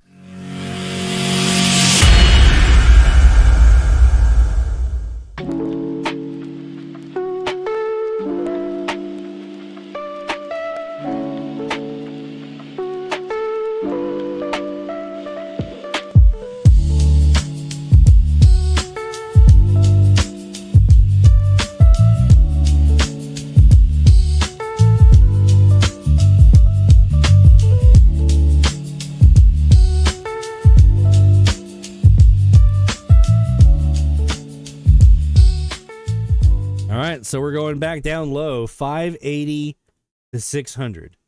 And I used that data analysis tool that I told you about. I used that to help me determine what frequencies we were going to do. I wanted to look and I said, okay, I want to see where are we the least covered, right? The lowest percentages of coverage. That also has a good country count. I'm not doing the expanded band here, right? We've pretty much beat that one pretty good. We might revisit it again, but we've done it like 2 or 3 times now, so we've pretty beat that one pretty well. We might come back to it though. But I wanted to get good enough coverage, have enough states and countries to keep people interested in having some good exotic DX to chase after. 580, 590, 600 are fantastic frequencies for that. We're going to look at those numbers here in a bit. But I did want to put your attention here to our new challenge dashboard, okay? Let me bring this up. So this is, let me put up on screen. Make sure it worked. Yeah, it did. So this is the challenge page you guys have been looking at all week, the 910 to 930, right? If you go there right now and refresh, and you may have to hit Control on your keyboard when you click the refresh button to kind of force it to go look.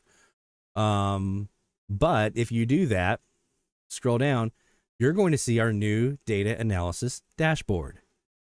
This is the new format that we're going to be using from now on for our frequency challenge dashboard, or at least until I get bored with it. And this is going to be also the format that our big data analysis project for the all-season data analysis project takes place, or takes the shape of. And so let me give you kind of the lay of the land here. Off of here, so I don't keep doing that with the wind. You'll see at the top here we have these boxes for filters. So you can filter based on any of these things. So if you want to look at just your own logs, and you want to see, okay, I just want to see how many logs I have.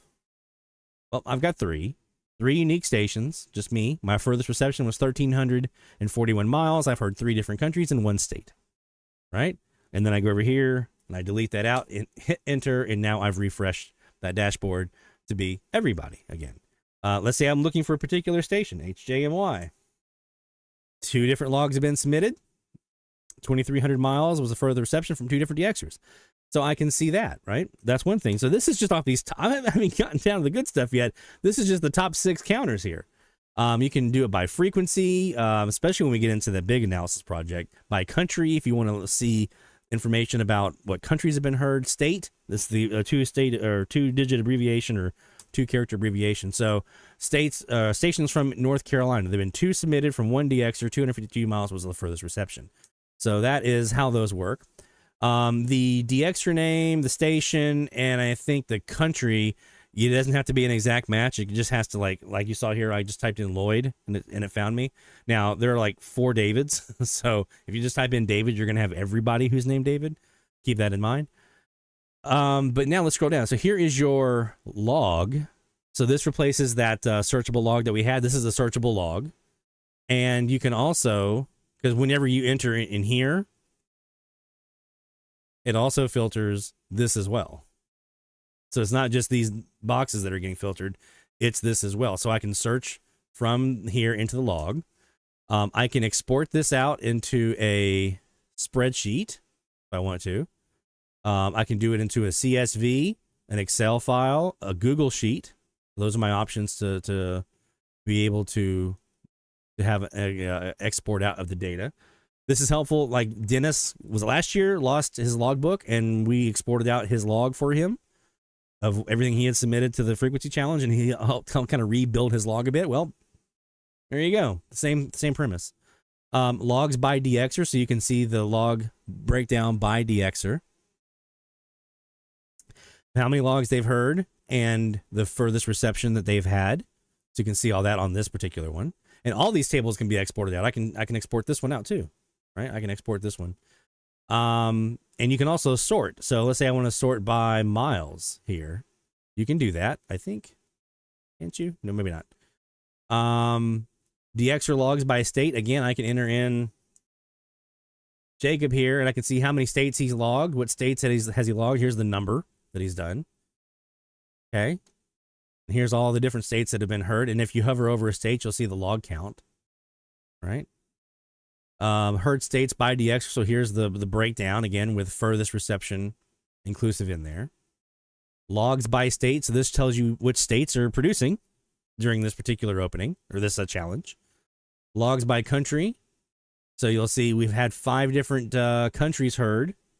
So if I go over here now, you'll see here's Lloyd's, U.S., Honduras, and I know it says Colombia here. That's what Google does with San Andres y Providencia. It shows it as Colombia. Can't do anything about that. It's a separate country for us. Here's heard countries by DXer with the mileage. Logs by country, right, and mileage. And then logs by station. So you can see which stations have been heard. Unique stations have been heard. Now, I'll say this now and also in advance of next week when we show you the full data analysis project. We're only as good as the data. Now, I'm going through and trying to clean up all the season data, but we're only as good as the data that's available. And then logs by frequency and logs by miles. So all of this data will be there for you every week. And in fact, if we go now to this week's challenge page, here's the 580 to 600 challenge. The new form has not gone live yet. We'll hear in a minute. You'll see there's already one log from Lloyd in here. So all of the stuff will be in here. As you guys fill it in, it's going to automatically update all that stuff for us. So very excited about this and really excited about showing you the full data analysis project next week because it goes into so many more layers that we did not show here. This is just for the weekly stuff. But when we dive into the full data analysis project, man, that thing is chock full of data to help you research the stations that can help you fill a hole in your logbook, target a state, target a country, whatever. All of that is going to be there for you. So very excited to share that. Of course, our patrons are already in there playing with that right now. Patreon.com/DXCentral. So they already have access to that. So if you want to get early access and play around with the beta testing, by all means, go join up. It's about that time, though, right now. DX Central Live Top of the Hour Alert.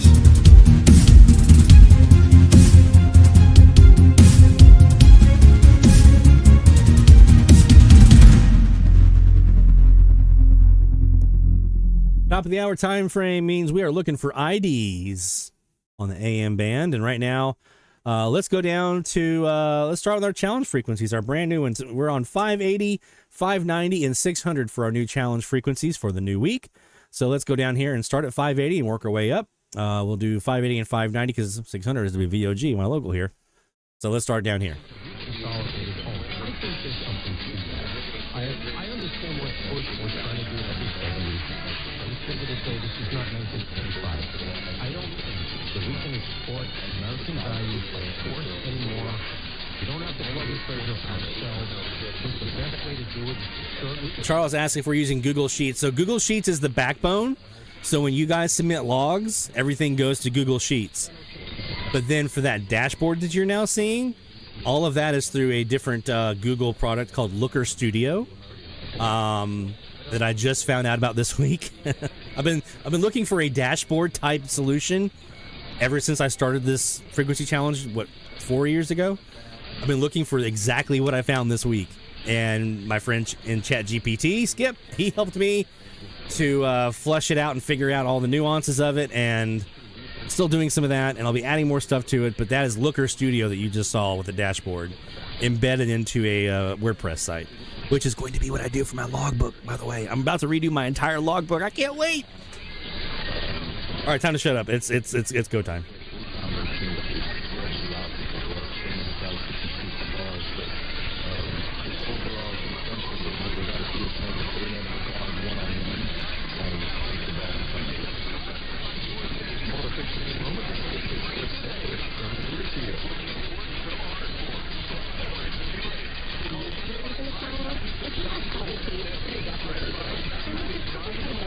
How do I get the online?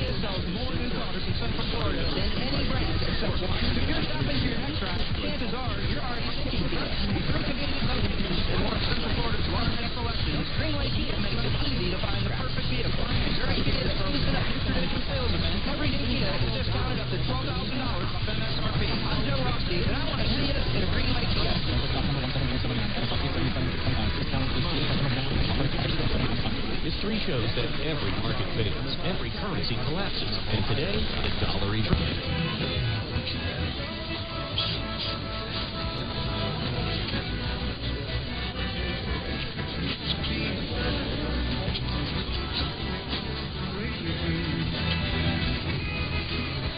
All right, I know we went radio or mic silent there for radio silent. You can't say that on DX show. We went got a radio silent there for a second on the mic. We did have WDBO. Let me mute the SDR for a second. We had WDBO in there from Florida, so that's that Central Florida station that we heard. WDBO in Orlando. That's usually our dominant station on 580, especially if we're looking towards the south. There was a Spanish station underneath them that I was hoping I could match up with like Colombia or Ecuador. Didn't work out. Checked 590 here. We have a country station kind of dominating here on 590, which is not usual. Usually 590 is Radio Música Nacional down in Cuba and then some. Like they boom in here, but not hearing them right now. Hearing a country station instead. So there's a couple of different candidates that could be. Most of those are new. So I'd be very interested in seeing who that might be. Is one of them, there is a station in Florida, the AFC in Clewiston, that is a country station. So let's see, maybe that might be them.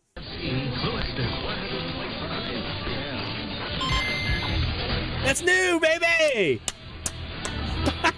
Ask and ye shall receive. Ha ha ha.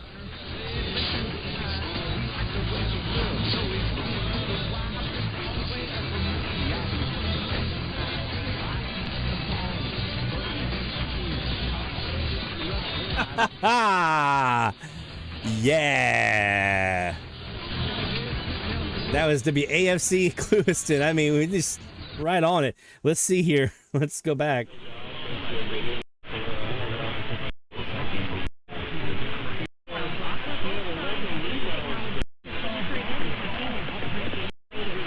They're not on the East Super Loop. They're only on the Cas, Southern Cas.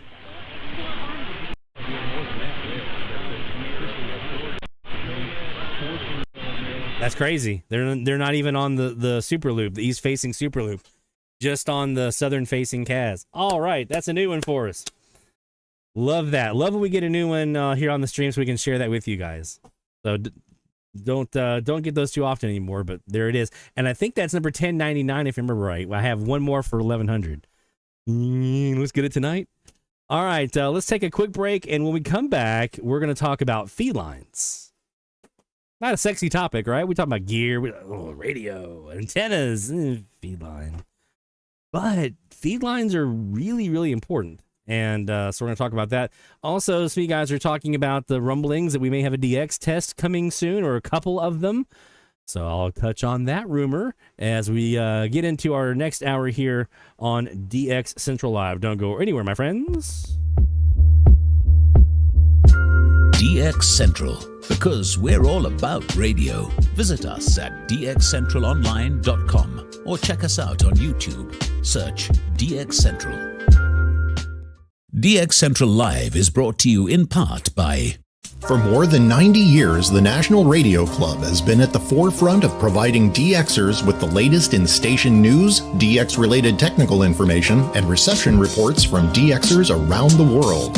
The NRC's AM radio log is the most expansive and detailed resource of station information for U.S. and Canadian radio stations that is available in any format. The club's publication, the DX News, is available in both print and electronic format and provides the latest information on call letter and format changes, construction permits, and other information to help keep DXers informed of the latest updates they may hear on the air. For more information, visit their website at nationalradioclub.org. That's nationalradioclub.org. The International Radio Club of America gives DXers incredible value by putting important station information right at your fingertips. The club's e-publication, the DX Monitor, includes DXer loggings, station information updates, international loggings, and more. Other club publications include the IRCA Mexican Log, a must-have resource for any DXer that chases stations from Mexico, the TIS HAR list, the IRCA slogan list, sunset sunrise maps, and DXer technical guides. The joint IRCA-NRC email reflector and groups.io group is a hub for real-time DX conditions, station news, and DX-related conversation. For more information, visit ircaonline.org. That's ircaonline.org. From long wave to satellites, medium wave through HF, ham radio to scanners. If you can DX it, the Spectrum Monitor has you covered. Editor and publisher Ken Reitz has assembled a who's who of radio writers to share their knowledge and expertise from a wide range of DX-related topics. Each month, the Spectrum Monitor's columnists dive into their specialties to give readers tips, tricks, the latest news and station updates, and more. The Spectrum Monitor also provides a monthly assortment of feature articles that give in-depth insight into the past, present, and future of DXing. You can get a full year of the Spectrum Monitor for only $24. Individual issues from the current year are available for $3 each. You can also purchase previous years of the Spectrum Monitor in their entirety for as low as $12. For more information, visit thespectrummonitor.com. That's thespectrummonitor.com. Can't get enough DX? Then the DX Central from the Static podcast is for you. Take DX Central on the go and listen to episodes from DX Central Live, interviews with prominent members of the DX community, tips, tricks, how-tos, your DX memories and stories. And that's just the start. You can find the From the Static podcast on Spotify, Apple Podcasts, iHeartRadio, Listen Notes, or anywhere you get podcasts, or by visiting FromTheStatic.net. That's FromTheStatic.net. For stories, signals, and voices from across the airwaves, don't miss the DX Central From the Static podcast. Keep up with DX Central. Follow us on Twitter at DX Central.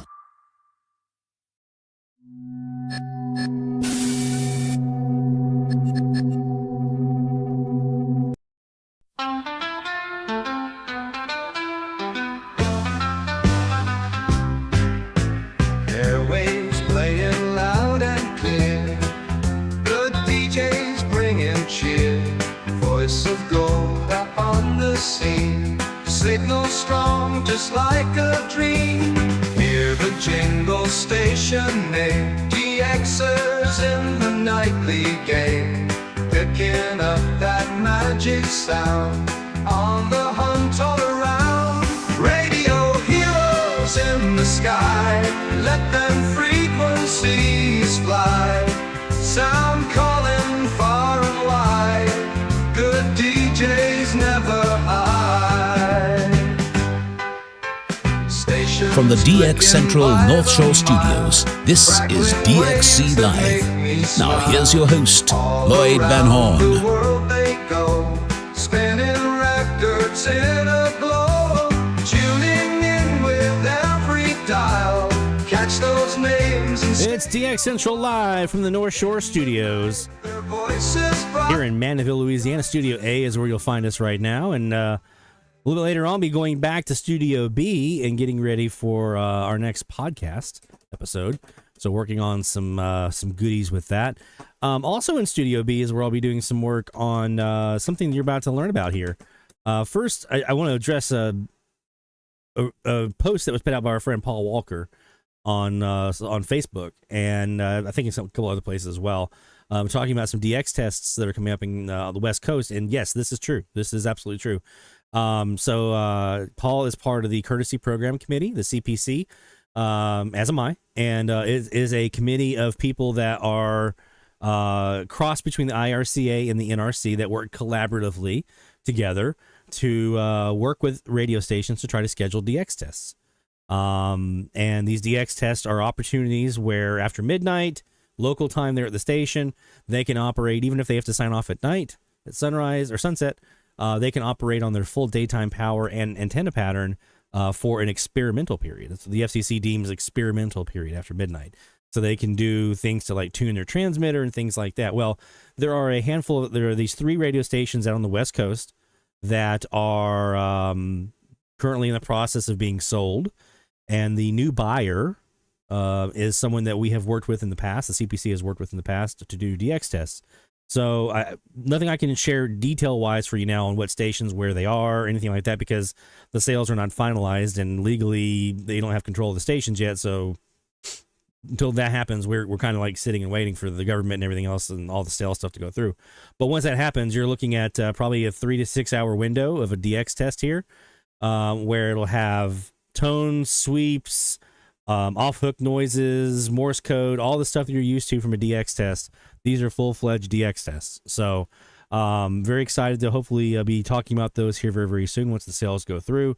So if you see Paul Walker talking about that, now if you're seeing anything about specific stations and it's not coming from Paul or a member of the CPC, no, don't believe it. But Paul Walker is the guy who's actually helping to coordinate this with the new owner. So he is a good source of information. We'll be putting, once we can announce this formally, I'll be putting out the materials from the CPC itself to put out the announcement, and we'll be doing our usual live streams that we do for the events and all that kind of stuff. In addition, I guess I can talk about this now too. I am working on, in my capacity with the CPC, a couple of DX tests as well. Not in a position yet where I can talk about those just yet, because we still have some details to hammer out. But I also have a couple of DX tests that I'm working on from some of my contacts that I have in the industry. So I am very, very looking forward to being able to talk about those as well. So it looks like as we head into December, January timeframe, we're going to start getting back into some DX test stuff. And I want to continue that momentum. I'm really hoping we can keep that energy going, because I love DX tests. I know you guys love DX tests. Even if it's a state you don't need, even if it's a station you already have in the logbook, it's still fun to do a DX test because it's just kind of fun. So a couple that we'll have on the West Coast, and then a couple that I'm working on here closer to the East Coast. So we'll hopefully have details to share on all of those, hopefully here pretty soon. All right, let's get to some of your shout-outs here, because you guys have a couple in here now. dxchallenges.com/shoutout. That's where you go to get those shout-outs in. Hear the call for every signal, big or small, from AM to FM to C to C. We celebrate the ones who slag the IT. Shout out loud, let it be known, you're never DXing all alone. Through the static we found our way. Shout outs making waves today.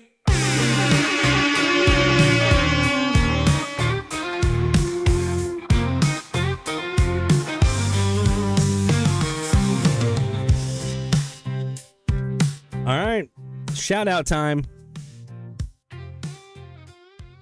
All right, we got Mr. Rick Dow. We've got Stuart up in Michigan, Jacob, Kaz. You guys are all on deck for this round. Again, if you haven't got your shout out in, you still have time. dxchallenges.com/shoutout.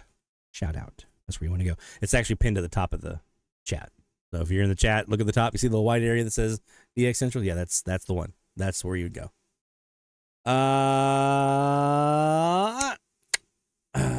Let's see here. Someone said, looking forward to them and unlikely to hear them. Don't say that. You never know. You never know. These DX, I thought from Charleston, South Carolina, there was no way I could hear Northwest Montana on a DX test, but damn if I didn't hear them loud on 880 underneath WCBS when I was in Charleston on the East Coast. I was able to hear a DX test from Montana under New York on the East Coast. Like I could almost throw a rock at the actual Atlantic coast from my house. All right, let's start with our friend Rick Dow. Hello, Lloyd. I'm out at my mom's farm west of Oakland, Iowa this week. It's the farm where I grew up and also where I did my first extensive medium wave DXing from May of 1988 to January of 91. I have 13 new stations added to the logbook here since Monday afternoon. 9 of those are graveyarders, and there are some dandy catches to report. 3 new loggings from Wisconsin, so some cheese cutting about to happen. WRCE 1450 in Richland Center, WBIZ 1400 in Eau Claire, right? Is it Eau Claire? See, I don't have the Midwest pronunciation. Cajun names I can do all day. Creole names I can do all day. The Midwestern stuff, you guys have weird stuff. WJMC 1240 in Rice Lake, all new. And I have my first Louisiana graveyarders from this QTHD report. Got your local on 1230 WBOK early Wednesday morning at 0739 UTC with call letters heard twice and a liner read by a male announcer. Love that station. Plus, thanks to a tip from Florida DXer Chris Dunn on the IRCA list server, got WJFK 1580 in Morningside, Maryland, running day power after sundown on Wednesday evening with Virginia Tech Hokies men's basketball. A productive week so far, and 2 more evening and morning sessions to go. Wish me luck. You got it, buddy. So first, we're going to do the cheese.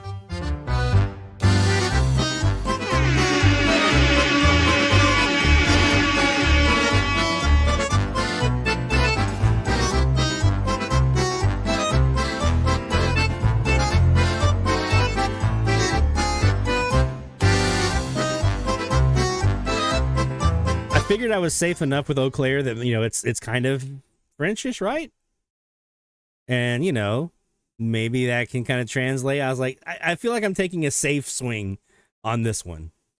But it was a swing nonetheless. Speaking of Cajuns and Creoles, you got that new Louisiana station, so we got to get you some of that gumbo, baby.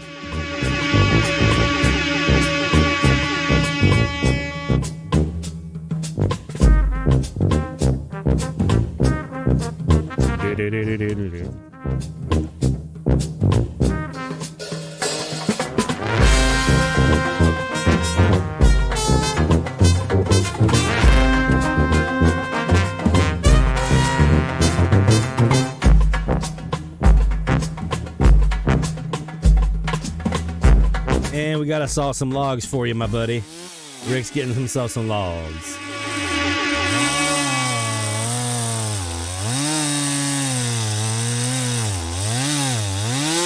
There you go, man.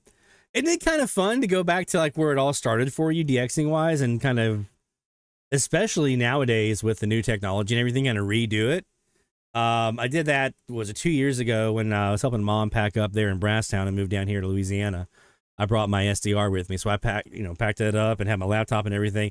The only thing I wish I was DXing off of W6 LVP because obviously we had important things to take care of, and grabbing all of my gear to be able to put up like a decaz or something wasn't on the list.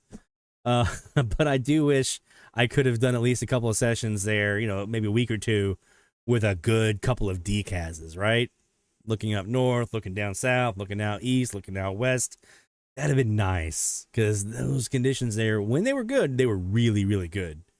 So I have a week's worth of recording still to go through that I made on that magnetic loop, that W6 LVP loop, my last ones from there in Brasstown. So over time, I will slowly but surely get through those and be able to hopefully add to the totals from Brasstown.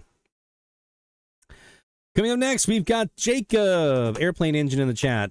And Jacob says 5 new logs this week, 3 new logs thanks to this week's challenge. 910 KRIO, McAllen, Texas. 910 KINA in Salina. I remember that one. Kansas. And 920 WGKA, Atlanta, Georgia. 2 more with 1030 WGSF in Memphis, Tennessee, who is in with regional Mexican music under my local WCTS. And 1580 WJFK in Morningside. I missed that one. Who was clearly stuck on day power as they were owning 1580 with Virginia Tech basketball, thanks to a tip from Rick Dow for WJFK. I think that's when I was in the midst of all of my new dashboards work that I was just like, I saw DX stuff going on. I was like, I can't even think about that right now. Tables, charts. So we got new logs for our friend Jacob here. Let's go ahead and saw some of that for him.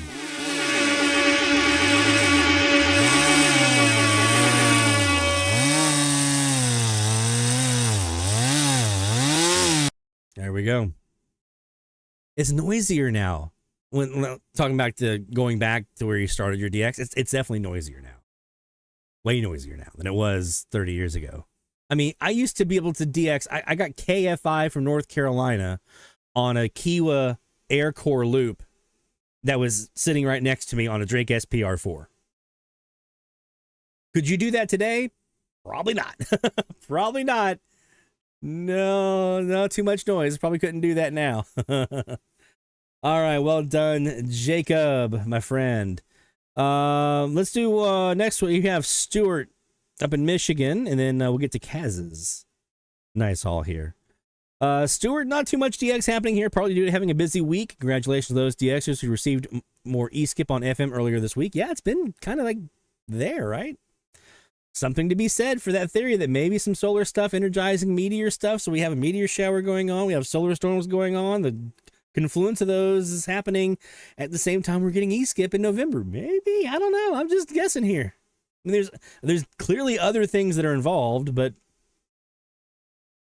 maybe there's something. New AM Skywave stations this week. Relevant Radio 1380 WWMI in St. Petersburg, Florida, 997 miles. Upstate Red 1330 WYRD in Greenville, South Carolina. That's Greenville. Yeah, they're 1330. 517 miles. What's the WORD 950 Spartanburg? That was my 1000th log from Mandeville. Was a city I used to live in. Well, I wasn't in Spartanburg. I was in Greer. Anyway, 1580 The Bet. Everybody got these guys. In Morningside, Maryland, 429 miles. Can someone call them and ask them to do that again? Just like forget to make the switch. Maybe this weekend, so I can test out the new vertical and add Maryland to the thing. Joy 1580 WWSJ in St. John's, Michigan, 3 watts at 63 miles. New low power record. 970. Ooh, here we go. WDAY in Fargo, North Dakota, 690 miles. Some new FM Tropo this morning for Stewart. Gold 93.7 QGR in North Madison, Ohio, 142 miles. Mix 94.1 WHBC in Canton, Ohio, 157 miles. News 95.7 WHIO FM in Pleasant Hill, Ohio, 145 miles. Thunder Country 105.5 WTHD in LaGrange, Indiana, 94 miles over a semi-local. The biggest news of the week, however, is that I traveled to a nature preserve in Clinton, Michigan on Monday morning, and after the peak of the Leonids meteor shower, and my TEF captured not one, but 2 RDSD codes on its clearest frequency, which was a goal of mine. I confirmed one of them with a playlist match, and the other had more than enough info to positively log the station after looking them up in the WTFDA database. Unfortunately, neither of them are new states, as I've logged both these states during the E-skip opening in June 26th this year.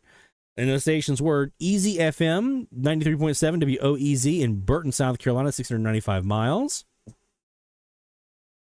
And 93.7 Bob FM, WNOB in Chesapeake, Virginia, 565 miles. So goes to a quiet location, gets some meteor scatter. Look at that.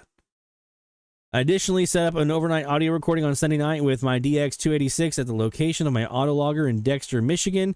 And even though I'm only 2.5 miles away from 91.7 WOM at 93 kilowatts of power, my radio still managed to receive a total of 10 unidentified pings on 97.7, which happens to be the clearest frequency on the dial. My goal for the Geminids meteor shower is to identify a meteor scatter station on 97.7 at my autologger's location. There you go, man. Well done. So we got some new goal achieved. I mean, number one, man, that was a goal. Was getting that frequency filled. 93.7.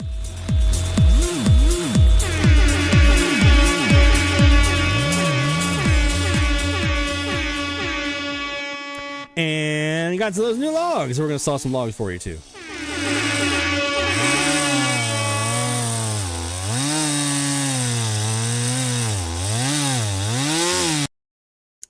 There you go, man. Well done, Stuart. Always good to see you in there. Another one of our wonderful patrons here at DX Central.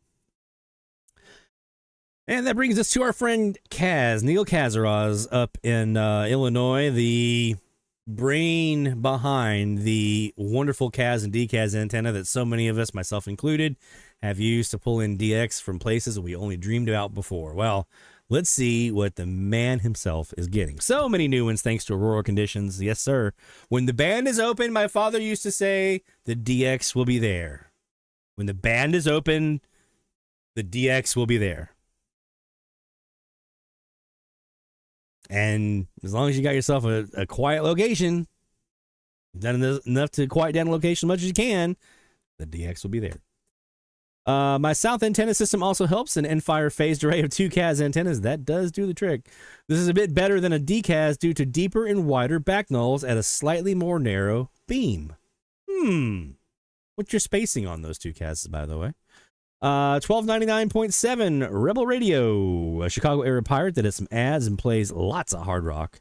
Nice. 1300 to be OAD in Jackson, Mississippi at 4 p.m. today, and soon to be clobbered by Pest WNQM. I would love I don't want to start kind of picking off stations because as soon as we do that, like the band's going to just empty out. But there are a handful of stations that I would just love to just get me around them for a little while, and that's one of them to be in QM. 1400 WGTN in Georgetown, South Carolina, just up the road from my old home. Another graveyard distance record for him. 1400 was a nice graveyard frequency. 1050 WBRG, Virginia, Lynchburg at 4 p.m. a couple of days ago.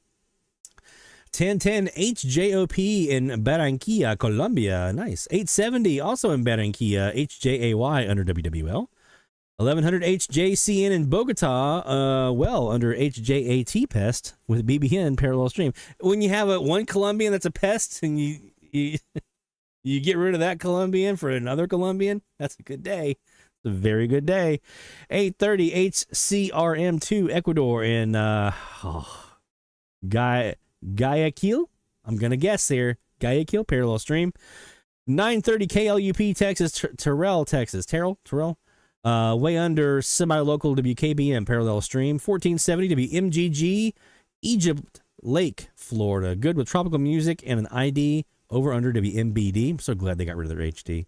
900 WSWN in Belglade, Florida with Haitian format under KREH in severe aurora conditions. 1310 WYND in DeLand, Florida. And 1090 OCU1Z, Tumbes, Radio Vision. Gloria, gloria, gloria, gloria, hallelujah, hallelujah, hallelujah. Finally logged parallel stream through QRM and 1100 KTEK, Alvin, Texas, with relevant radio. So my man Kaz got himself a haul. Well, we got a whole bunch of Latin Americans in there. I know that for a start.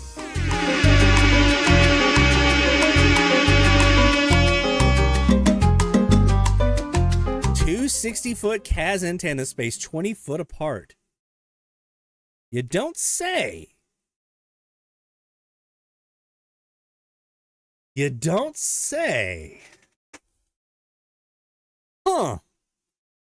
Now you're giving me something to think about because I got to put my north-south Kaz back up. My, what is it? I think it's 350, 170, I think is what I have on this one. Pretty sure. No, is it? I mean, are they directly like parallel the entire? Or if I was to stagger, like one's over here, I'm sure that kills it. They need to be like directly parallel, right? Because I can do 20 feet. Oh man, oh, you just gave me another project, Kaz.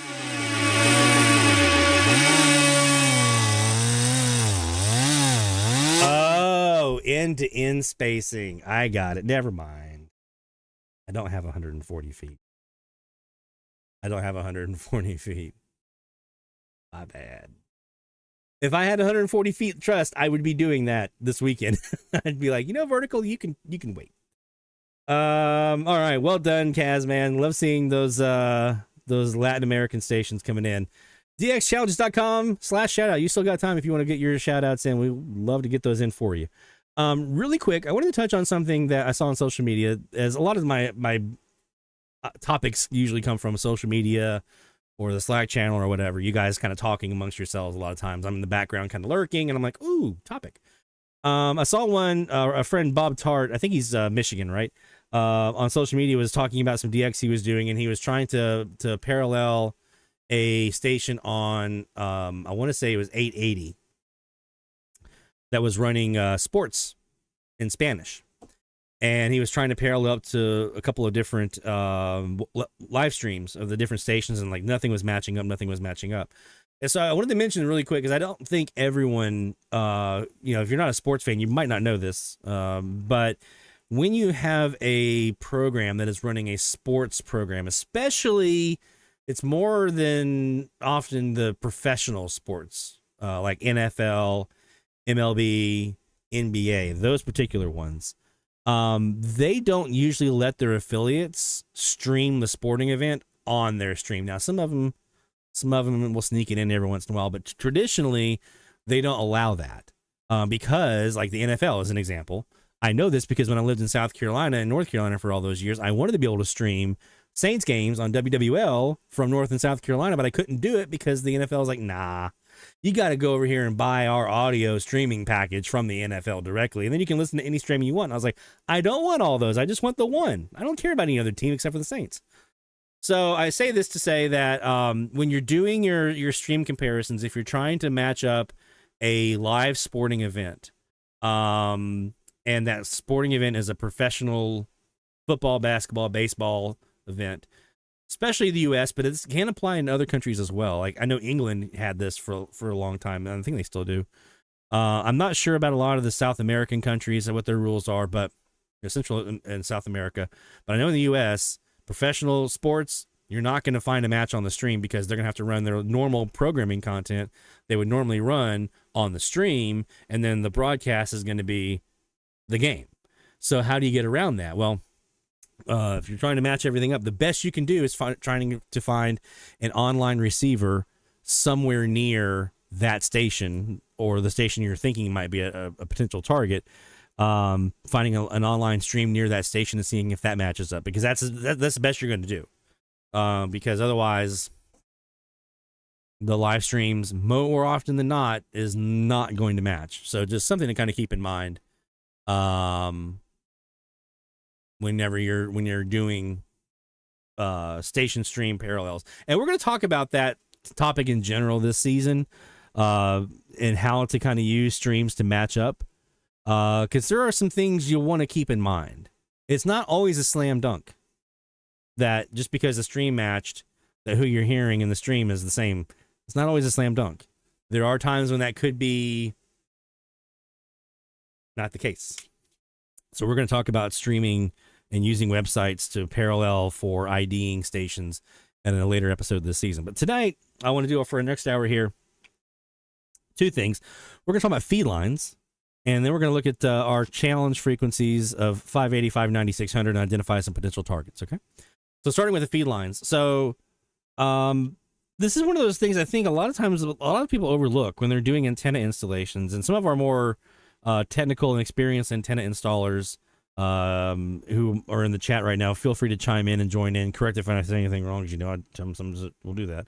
But like Jeff, Notorious. Kaz, you guys in there, feel free to chime in with your experiences and answer any questions that might come up that you feel comfortable with. The main thing you're wanting to make sure that you do when you have your feed line coming in is, you want to make sure obviously that it's either matched up with the impedance of the antenna. So if it's a 50 ohm feed line or a 75 ohm feed line, you're going to have probably some sort of matching that takes place between that feed line and your antenna, because most antennas are not 50 or 75 ohm antennas unless it's designed that way, and those are usually not the case, but especially at AM frequencies.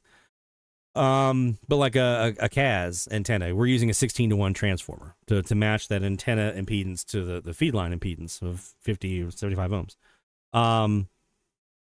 So number one thing you want to do is pay attention to the ohm rating, especially the higher frequency you go. There's a little more forgiveness down low, and especially like medium wave frequencies, a little more forgiveness about that. But the higher in the frequency you go, the impedance is important.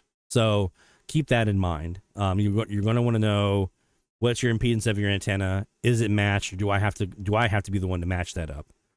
Another thing you're going to want to kind of keep in mind is your feed line length. Especially, again, there's a little more forgiveness at lower frequencies like on the AM band, but the higher up you go, FM is included in this. You don't want those feed lines being super, super long. Now, I have some feed lines that are about 100 feet or so on FM, okay? And that's about as much as I would probably do for an FM feed line. And even then, I'm using a low noise amplifier to overcome any losses that might be there in that feed line. And I'm using low loss feed line at that. I'm using a 75 ohm RG11 low loss feed line, a low noise amplifier to take over any losses that I do get. So I should be getting pretty close to a lossless experience from the antenna to my shack with a 100-foot run, even at FM frequencies. It should be pretty close. The higher, when you get up to like, VHF, UHF, ADS-B, like 1090 megahertz, That's where you're like, okay, I need this to be short. I'm talking short as you can get. I've got a 25-foot feed line of LMR 400 for my ADSB, and I'm over here like, can I make that any shorter? Because I want that to be as short as possible. Because the longer you have a feed line, especially in those higher frequencies, the losses start really degrading the signal strength. And so when you start losing dBs, you start losing sensitivity, and those weaker signals that you're chasing after don't really come through as well. So when you're talking about feed lines, making sure you're matched up with your impedance between your antenna and your feed line, either because they are the same, or more likely you have some sort of transformer in line. And that could be one that you build yourself, or one that's part of a system that you're buying, or one that you would have to build, or have provided for you some way. The other thing to think about, especially if you're going to have it outside, is the longevity of that feed line. Now, all of my antennas I always buy, because I'm one of those people who I put it in place and then I either bury it directly, or I kind of put it into a groove or along a fence line or whatever, and then I let it, the ground and the grass and the leaves kind of take over and push it down. So I always get direct bury jackets. If you leave it kind of laying on top of the ground and then let the ground kind of sink it down eventually, just keep in mind in the interim that sometimes the critters do love to chew on feed lines, squirrels and rabbits and things like that. Here where I am, we have moles, so I have to keep that in mind. I have to check my feed lines every once in a while to make sure that nothing's getting into them, nothing's chewing on them, because that can be a problem. Connectors, another thing to kind of keep in mind. Especially at AM and lower frequencies, adapters from like an F connector to a PL259, things like that, your losses aren't super ridiculous. The higher in frequency you go, the more influential like an adapter will be. So try as best as you possibly can to get a feed line that has a connector that will match up with whatever you're feeding from your antenna to your radio as much as possible. There's never going to be a possibility at 100% of the time that you're never going to need an adapter. I got a bunch here because all of my feed lines are coming into a window panel that I built, and that window panel uses bulkheads of SO239s, every one of them. Now, I do have some N bulkheads that I just recently picked up that I'm going to swap out for some of those for like my ADSB and stuff like that to, again, reduce some of my losses, but all of mine are SO239, so even like my F connections, my BNCs, all that kind of stuff, I'm using adapters. Most of that's for FM or AM. The losses aren't too bad, especially on the AM, but keep that in mind. You're going to want to try to minimize your use of adapters if you can. The lower the frequency of what your antenna is covering, the less of important that is. Okay. Let's talk about types. If you're using a 50 ohm feed line, and you'll also want to kind of keep in mind the impedance of your radio. Most of them are able to accept 50 to 75 ohms, no problem, which for AM or FM DXing, you can usually kind of, especially on the AM side, you can go either way. On the FM side, you can get a little bit of loss if it's a 75 ohm and use a 50 or vice versa. So I try to keep all that consistent on the FM.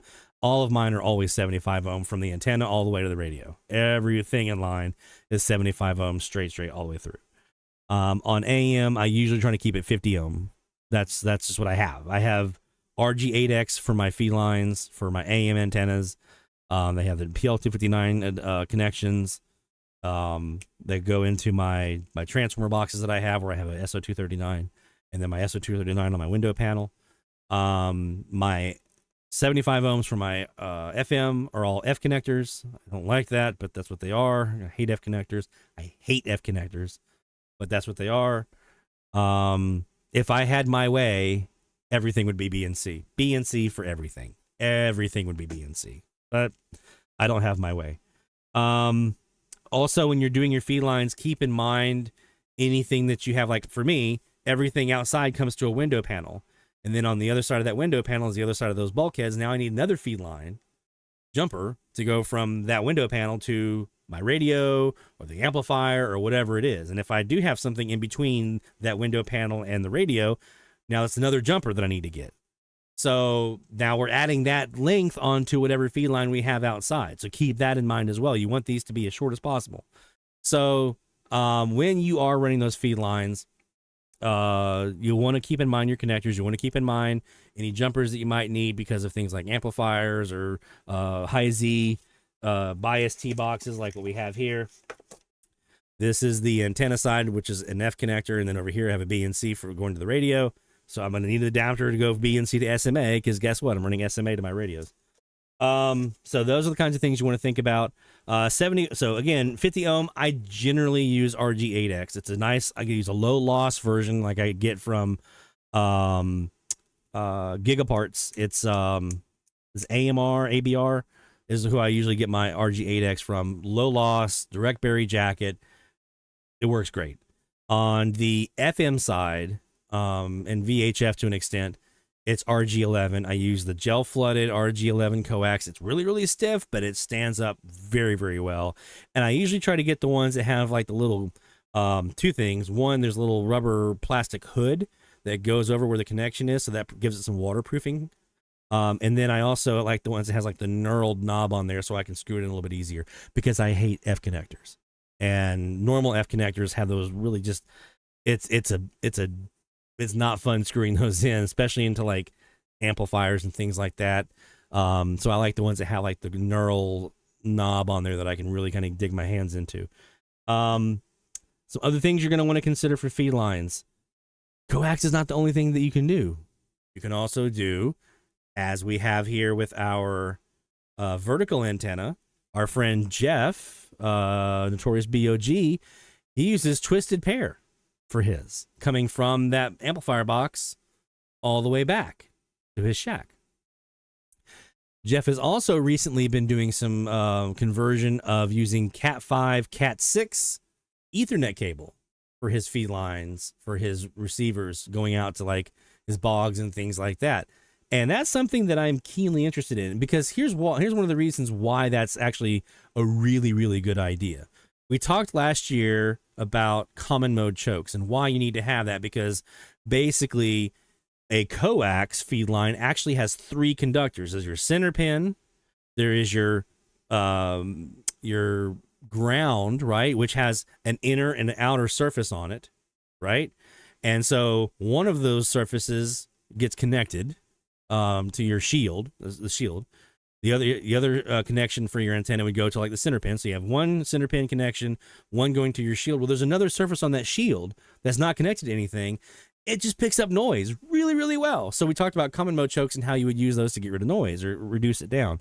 Well, with a twisted pair, you don't have that problem. With a twisted pair or a Cat5, Cat6 Ethernet cable, that's not a problem because you're going to have two solid copper wires, one going to one part, one going to the other part of your antenna. You bring that back, and that's all you got. And you can connect that. You can even put that onto like an SO239 connector or whatever, because then you've got one going to the shield and one going to the center pin. Boom, you're done. And you've completely eliminated any of that stuff that you might have from that third conductor on your shield. So it kind of removes the need to have a common mode choke, maybe, to a point. So something that I'm going to be taking a look at, actually. There's actually a video that our very, very famous DXer up in Canada, Steve, VE6WZ. He actually has a video that I'm going to link here. Why not use Cat6 Ether? Yeah, let's talk about that. Steve I keep doing that. 3E6WZ. This is his video here where he talks about using Cat6 versus coax or receive antenna feed lines. And he actually talks about, like, when you're doing that, here's what to look for. Don't get this kind. It's not a good kind of Cat6. Get this kind, especially if you're buying in bulk from like Amazon or whatever. So trust me, I am investigating this as a possibility that I might be doing here pretty soon. And then I would put that PL259 on one end so I can plug it into my window panel. And now I've eliminated the need for freaking coax and common mode chokes and stuff because I've reduced my noise. So I'm definitely considering that. Kaz says I prefer BNC to SMA. Yes, BNC. If I had my way, I don't know why we started doing SMAs with all the SDRs. everyone should have just gotten together in a room and said, B and C's are far better, right? You just, and you're done. And that's it. And it's not going to pull off. Like, it's not going to pull off of the connector. You don't have to sit there and screw it on. And sometimes you have a hard time getting that seat on and you actually screw down. I hate F connectors with everything inside of me. I hate F connectors. So this is something I'm thinking about, especially for my AM antennas. I haven't really looked into what the effect would be on FM, but for my AM antennas, this is what I'm thinking about. And you can do some long runs. So, and the losses are minimal, minuscule, tiny little losses. So I'm highly considering trading out my feed line for Cat 6. I might play with it a little bit on some of these antennas that I have that I rotate around and see how it does. So I'll let you guys know. But those are some things to think about. So I say all this to say it's one of those things that we don't give a lot of thought about into our shack and our antenna system is the feed line. But it can make a lot of difference with noise, with signal strength. You want to make sure those things are isolated so they don't become part of the antenna. I've had that happen. Where it completely changes your antenna pattern, and now you think you're going to be looking down south, but you're actually looking to the north as well because you got this antenna feed line that you didn't really do a lot of consideration into, and now it's part of your antenna and picking up signals and feeding that back in. So things like that. So yes, when you're doing your antenna work or you're trying to find ways to eliminate noise, give some consideration to your feed lines, considering impedance mismatches. Are you mismatched? Should it be 50 ohms and it's actually 75 or whatever, or vice versa? Do I have a good match to my antenna? Looking at what kind of feed line do you want to have? Do you want to have a Cat 6 or a twisted pair, or is that coax going to be the better solution for you? And if you are going to look at coax, okay, how do I get rid of the common mode noise? How are my connectors looking and all that kind of stuff? So just some things to kind of think about as you're putting together your antenna system or trying to upgrade it, trying to improve upon it, because that's something we should always be doing, is looking for ways to improve upon our setup, to reduce noise, increase signal strength, and get that DX that we're so desperately looking for. So something to keep in mind. So I'm going to start looking at this Cat 6. I was kind of like, I have to replace all my feed lines, and I'd have to figure out a whole way to get in through the window and everything. But I'm seriously considering this. I might try it out with a couple of my antennas that I have in line right now. But I'm seriously considering that, because if it would reduce the noise that much and give me nice, low loss, good connections, everything's cool, that's the way to go, man. All right, that's just some basic stuff. We'll do some more. We'll probably do a video on feed lines here on the channel at some point. But at least wanted to kind of touch on it here for the episode tonight. All right, now we're getting close to the next top of the hour, and I want to do some DX. We're going to also take a look at our challenge frequencies here and see what we have available to us. So let's pull up our handy dandy map that we have here in Jaguar, and let's look at this together. So boom, here we go. Let me... Oh, it didn't do it, did it? Because I did it with the top of the hour. That's why. Okay. That's fine. So here is our handy dandy map for our first frequency we're going to look at here, which is 590.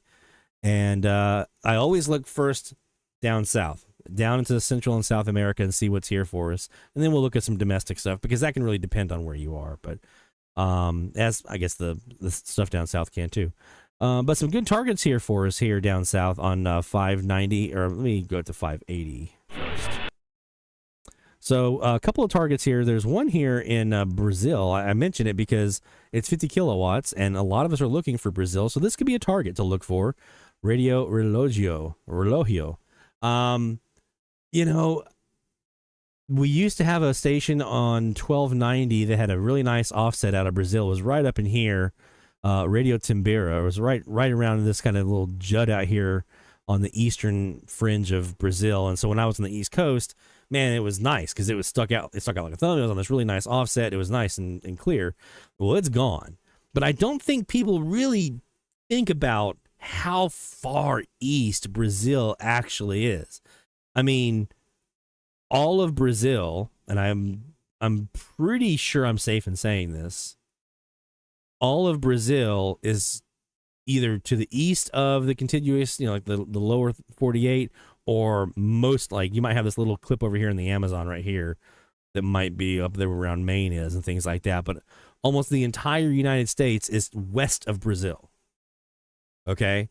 So that's why when we see these logs of Brazil, it's usually up here because they're the only ones that are far enough east to really have a decent shot at Brazil most of the time. That's not to say that the rest of us can't hear Brazil, because we can, but it's going to be a lot harder because you're having to overcome diagonal distance, and diagonal distance is a lot when you're talking about Brazil because it just keeps going so far east. I mean, down here into like Buenos Aires, Montevideo, yeah, you got some distance here, some diagonal distance, but it's not like detrimental necessarily. Over here, yeah, this is pretty rough to overcome. So 580 has a nice Brazilian 50 kilowatts down here to try for. There's also Radio Union in Ecuador, and I thought maybe we might have had them earlier, but they weren't in. 10 kilowatts. This one does get out pretty well, especially during auroral conditions. Radio Nica, 580 out of Cali, 50 kilowatts in Colombia. This one gets out pretty well. I've heard them here. They do get out pretty nicely. This is a big one, especially for our East Coast folks. WKAQ in San Juan, Puerto Rico. When I was in Charleston, this was a nightly visitor in Charleston. So I know if you're anywhere up and down the East Coast, you've got a shot at this one here, WKAQ in San Juan, Puerto Rico. If you don't have them already, this is one you should definitely be trying for. Inland a bit further, that is a good one to try for Puerto Rico because they do have a pretty good signal with their 10 kilowatt daytime signal. And I think it's 10 kilowatts night as well, isn't it? No, it's 1 kilowatt a night. Nope, I'm looking at the wrong one. Yeah, it's 10. It's 10 day and night. So yeah, you can have a really good shot at Puerto Rico here on 580 if conditions are appropriate and you got a good antenna beaming down southeast. There is a Rebelity outlet here on Cuba, in Cuba, but I haven't heard them. They don't get reported a whole lot, and the Cuban dial right now is in a state of I don't know what's going on.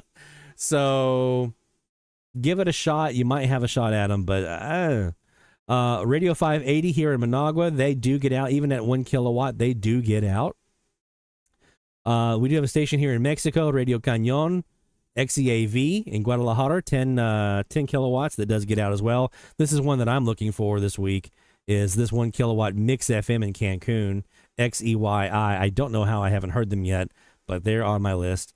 As we get further into, there's one other one here. This is why I haven't heard the Cancun. La Ranchita del Aire in Piedras Negras, XELRDA. 5 kilowatts, but man, do they get out. So that's a good one to try for if you're looking for something out of Mexico, is 580 XELRDA. As we get further into the States here, you heard WDBO earlier in Orlando. If you have a good southern night, that's a good one to try for. WELO in Tupelo gets out pretty well. I heard them when I was in Charleston, as well as this was the big one, WGAC Augusta. Almost everyone in the Southeast is probably going to hear them. I don't know how I have it yet, but we're going to try for them this week. KJMJ here in Alexandria, Radio Maria, they do get out pretty well, which is, again, probably why I haven't heard Augusta yet, because they always kind of take over. WHP here in Harrisburg, Pennsylvania, and WCHS in Charleston, West Virginia. When I lived in Charleston, those two got out very, very well. You probably already have them, East Coasters, but if not, those are two really good ones to try for. CFRA here in Ottawa is another one that I did hear every once in a while when I was in Charleston. CKWW in Windsor. I've never heard them, and now I know why. 500 watts, okay. WTCM here in Traverse City, Michigan. Never heard them before, but I would love to. Maybe if we get that north-south CAS up and running and get it north-facing, we can try for that one. Urbana gets out pretty well. If I remember correctly, when I was in Charleston, I heard them there. Looking out west, KMJ in Fresno, that's your big one. When I was down in Lake Forest, they came in quite a bit. Another one out west that I really would like to get in here, KUBC out of Montrose, Colorado. That's one that I have on my list. Obviously, KIDO out of Idaho, out of Nampa. Anything in Idaho is on my list. Promise you that. So a couple of different targets there that you can try to kind of shoot for here on 580. How are we doing on time? It's top of the hour, so we'll do some of this in the next hour here as we get looking at 590 and 600. So let's go to the top of the hour alert. DX Central Live top of the hour alert.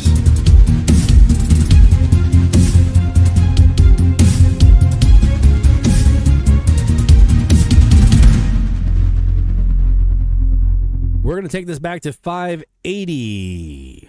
I know we already did that last hour. Let's take it back here to 580 and see, are we still hearing the same stuff or have conditions changed? Noise is starting to come in now. You can see that over here on the right.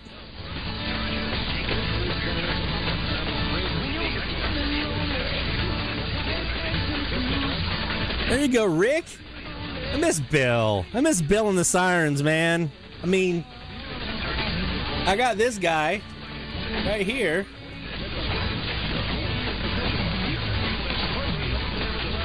A little red siren. I got that because of Bill. As an homage to our friend Bill. I hope he's doing okay. I do miss seeing Bill. All right, we got a music station in here on 580. And probably WDBO still in here. Let's take a quick gander at 590. Probably sit on that one for the top of the hour since we did 580 last hour.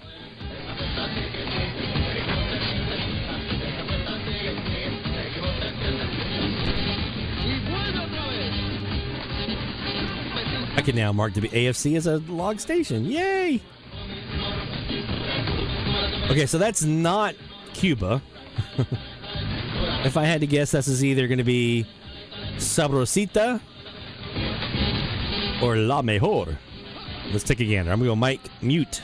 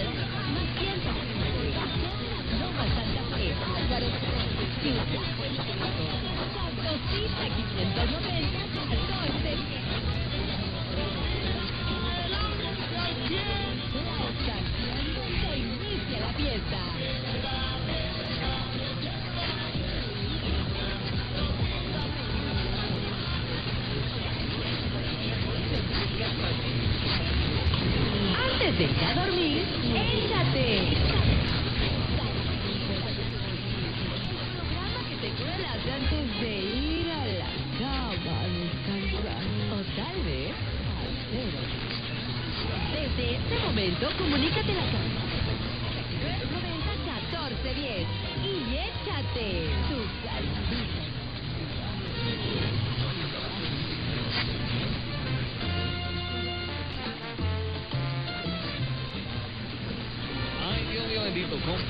That's exactly what the Sabrosita XEPH down here in Mexico. That's exactly what I thought that one was. So where last hour we had Lewiston, Florida was kind of on top with the country music on this same antenna that we're on right now. Now this hour, Mexico's on top. As night goes along, conditions are going to change, man. I love it. Love it, love it. Let's look at 600 and go ahead and get the VOG out of the way. For the Father judges no one, but has given all judgment to the Son.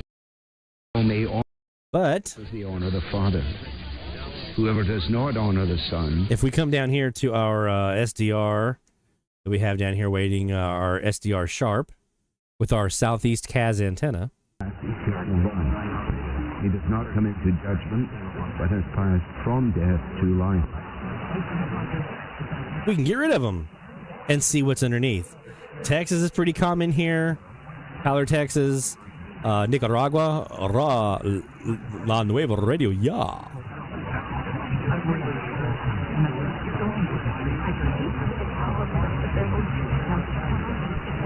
Mesa Mike says something on 580 in Spanish. Let's take a look at that here in a sec.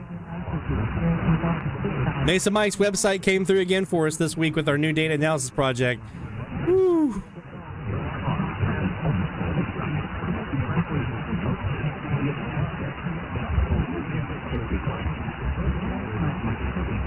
Oh, wow, look at that big gap of dead air there on 870 that I just missed. Oh, wow.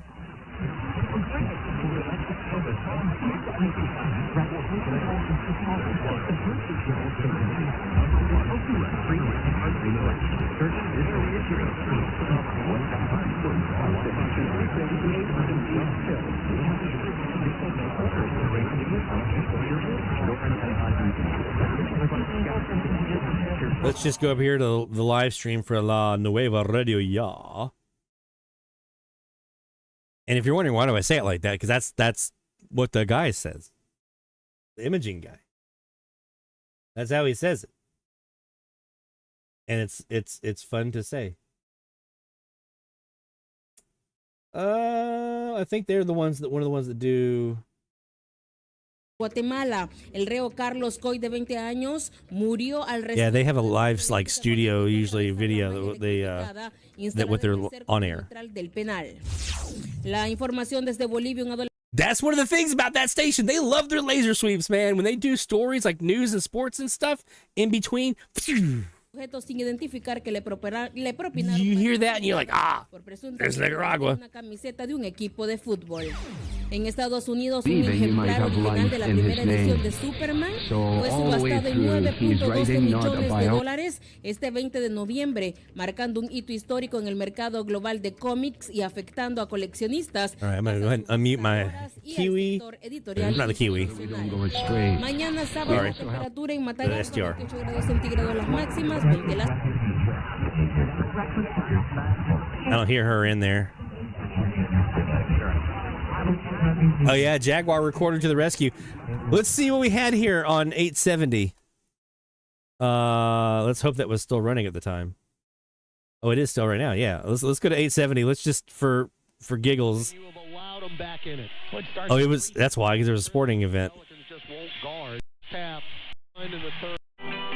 To progress around my or schedule to providing every seat at Oxford. Indiana. And it's 77:38 left.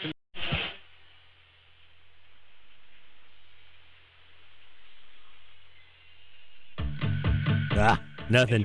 If it had been there, there would have been. It would have most likely been Cuba, Rello, or something like that.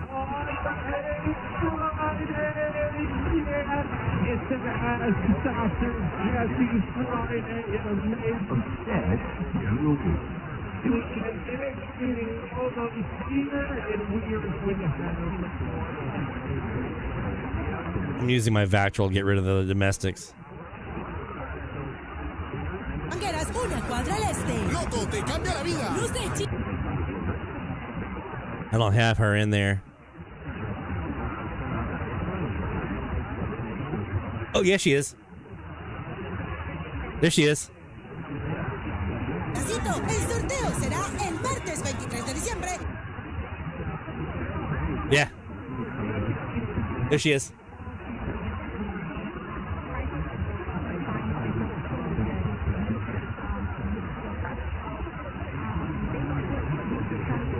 Para tu paladar, 100 años. Y al Banco Central. Gutiérrez Pro. 3106. Go back and forth. nuestras 4 tiendas. Recordá.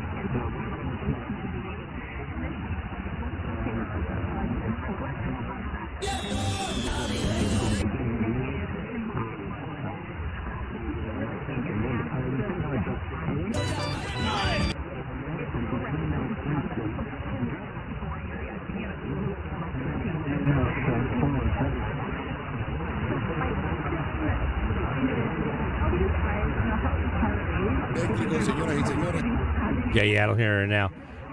They were in there for a second. Nicaragua was, so that would be our second one on the 600 for the challenge so far. Let's go back to our map here and take a look at some more stations that we can try for here. So we looked at 580. Let's look at 590 here. So we know about a couple that we have as options. Let me just take a look down here. There's a 50 kilowatt in Brazil here on the far southeast coast there. So if you think you can stretch it, go for it. Especially you bog and beverage folks, you should have a shot at the some of these. Bethel Radio in Colombia, Medellin. Oh, sorry. Bethel Radio Colombia in Medellin, 50 kilowatts. This is one I don't have here. I would love to get, but I've not been able to get that far south on this frequency yet because of Sabrosita that we heard earlier to Mexico. And then with them or Radio Musica Nacional, it's kind of like, going through the Gibraltar Straits. You have to get through that to get down here to Colombia. Well, you can't get through these two. It's just kind of beating you up. KLBJ, every once in a while I'll hear them. Usually on 590, it's Kentucky. It's Lexington VLK. The VLK is typically the station that we do hear the most on 590 here from New Orleans area. WDWD is another one that I would like to get. I don't know how I haven't heard them yet, but they would be one that would be nice to add. KXSP up here in Omaha, up around Rick's Way. I've heard them before. It's not very common, but they do get out every once in a while here. Out west, what's common for you guys out west? I don't even know. Charles, if you're still in the chat, I mean, what are you guys usually hearing on 590? Is it Spokane, maybe? Utah? I don't remember if I had anything on 590 when I was in Lake Forest. Or what it might have been. Maybe it was this one, KTIE, maybe? San Bernardino, maybe? I don't know. I don't remember off the top of my head. CJCL is one here, the fan here in Toronto. For a lot of our East Coasters are going to be kind of the dominant station. It's going to be either them or Kentucky. I would love to get Ontario. We don't see Canada here very often, so that would be a nice one for us. Yeah. 600. The MT here in Iowa gets out very, very nice. I thought KOGO out of San Diego would get out more than it did when I was on the West Coast, but I mean, it gets out, but I thought it'd be more prevalent. What's this one up here in Vancouver? 50 kilowatt CKSP. I bet they get out pretty well. Is this one up here in Saskatoon pretty common? Jacob and our Midwest folks? They're part of the country folks. CJWW here in Saskatoon. I've never heard them.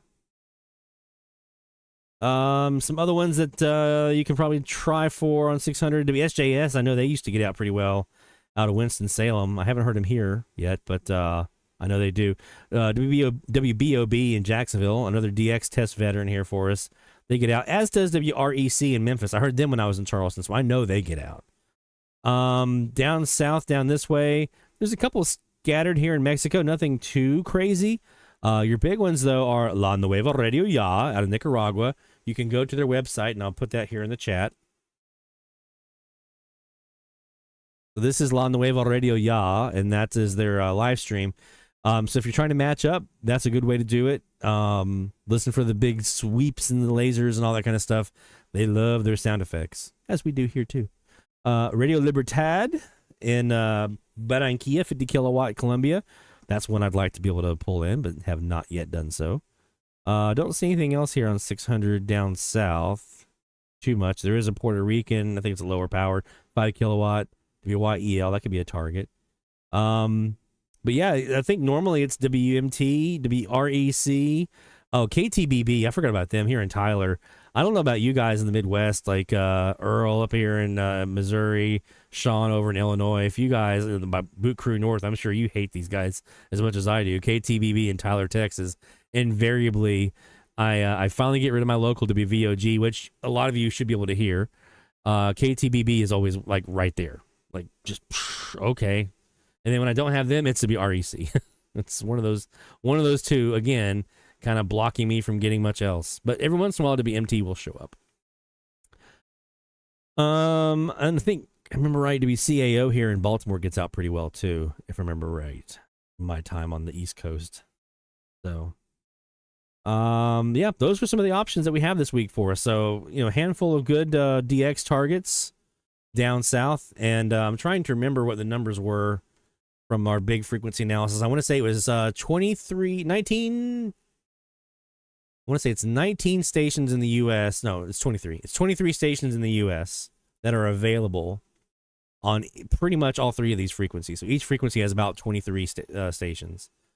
I want to say it's 21 states, 22 states on each one, and like between 4 and 8 countries on each one that are available that have been heard and reported during our frequency challenge year. So there's some stuff here, but there's a lot of opportunity for us to kind of catch up here. This is one of those frequency ranges where we don't have a lot of coverage. We're at about 70, maybe 80% tops on each frequency, which sounds good, but most frequencies were in the 90 to 100% range. So we definitely have some room in here where we can do some damage here. 580, 590, 600. And obviously that also does include any of those European 9 kilo or other continent 9 kilohertz splits in between. Those count. But 580, 590, 600 are our frequencies for the week. And I think I have to go fix, I just realized I have to go fix the form because I don't think I fixed the frequency ranges on there. Yeah, the frequency drop down.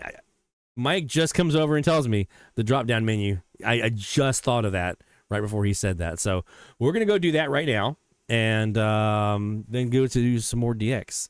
So, my friends, for all of our patrons, thank you. Because of you patrons, patreon.com/DXCentral, because of our patrons and their support, we just upgraded our servers and our hosting packages on the challenge website and all those others to make for a speedier and more reliable experience. So thank you to our patrons. Your support already is paying off. You just upgraded all of our website stuff across the board. So thank you. To our sponsors, the National Radio Club, nationalradioclub.org, the Spectrum Monitor magazine, thespectrummonitor.com, and the International Radio Club of America, ircaonline.org. Thank you to our sponsors. Your support and helping to promote the work that we do here at DX Central, getting the word out about the challenges and some of the other things that we do has been instrumental in helping us grow and do some of the things that we're doing now, the fun stuff that we're doing. So all of your support, our patrons, our audience members, our sponsors, all of you are a big part of the success that we've had here at DX Central, and I can't wait to see that continue on because we've got some big stuff in store. This episode will be dropping on the podcast this weekend. If you want to take DX Central with you on the go and have DX Central live as you rake leaves or work on antennas or, clean windows or whatever it is you have going on this weekend or this week, we'll be there with you. For all of us here at DX Central, my friends, Studio A and Studio B folks, and our friends in Studio C, we'll see you next week, my friends. Take care. 73 Best of DX.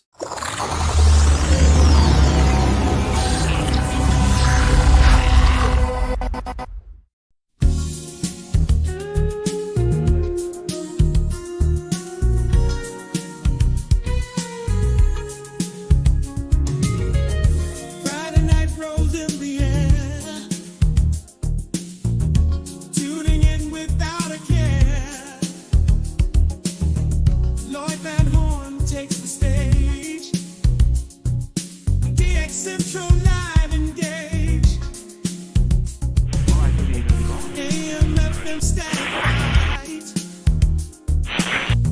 chasing signals all through night.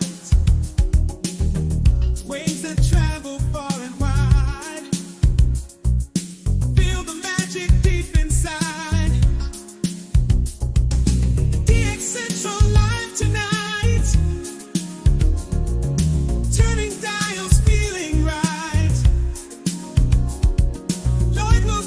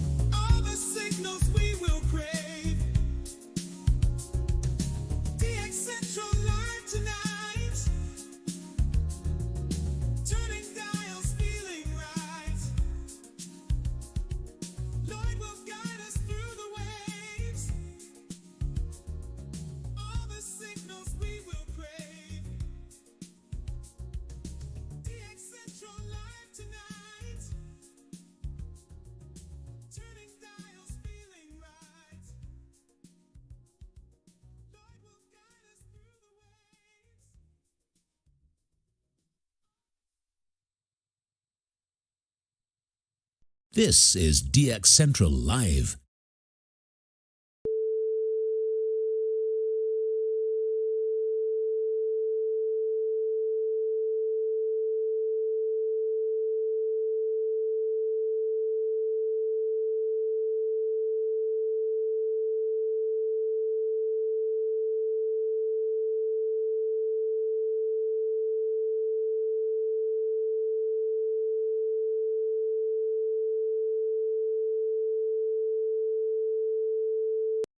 This is DX Central Live.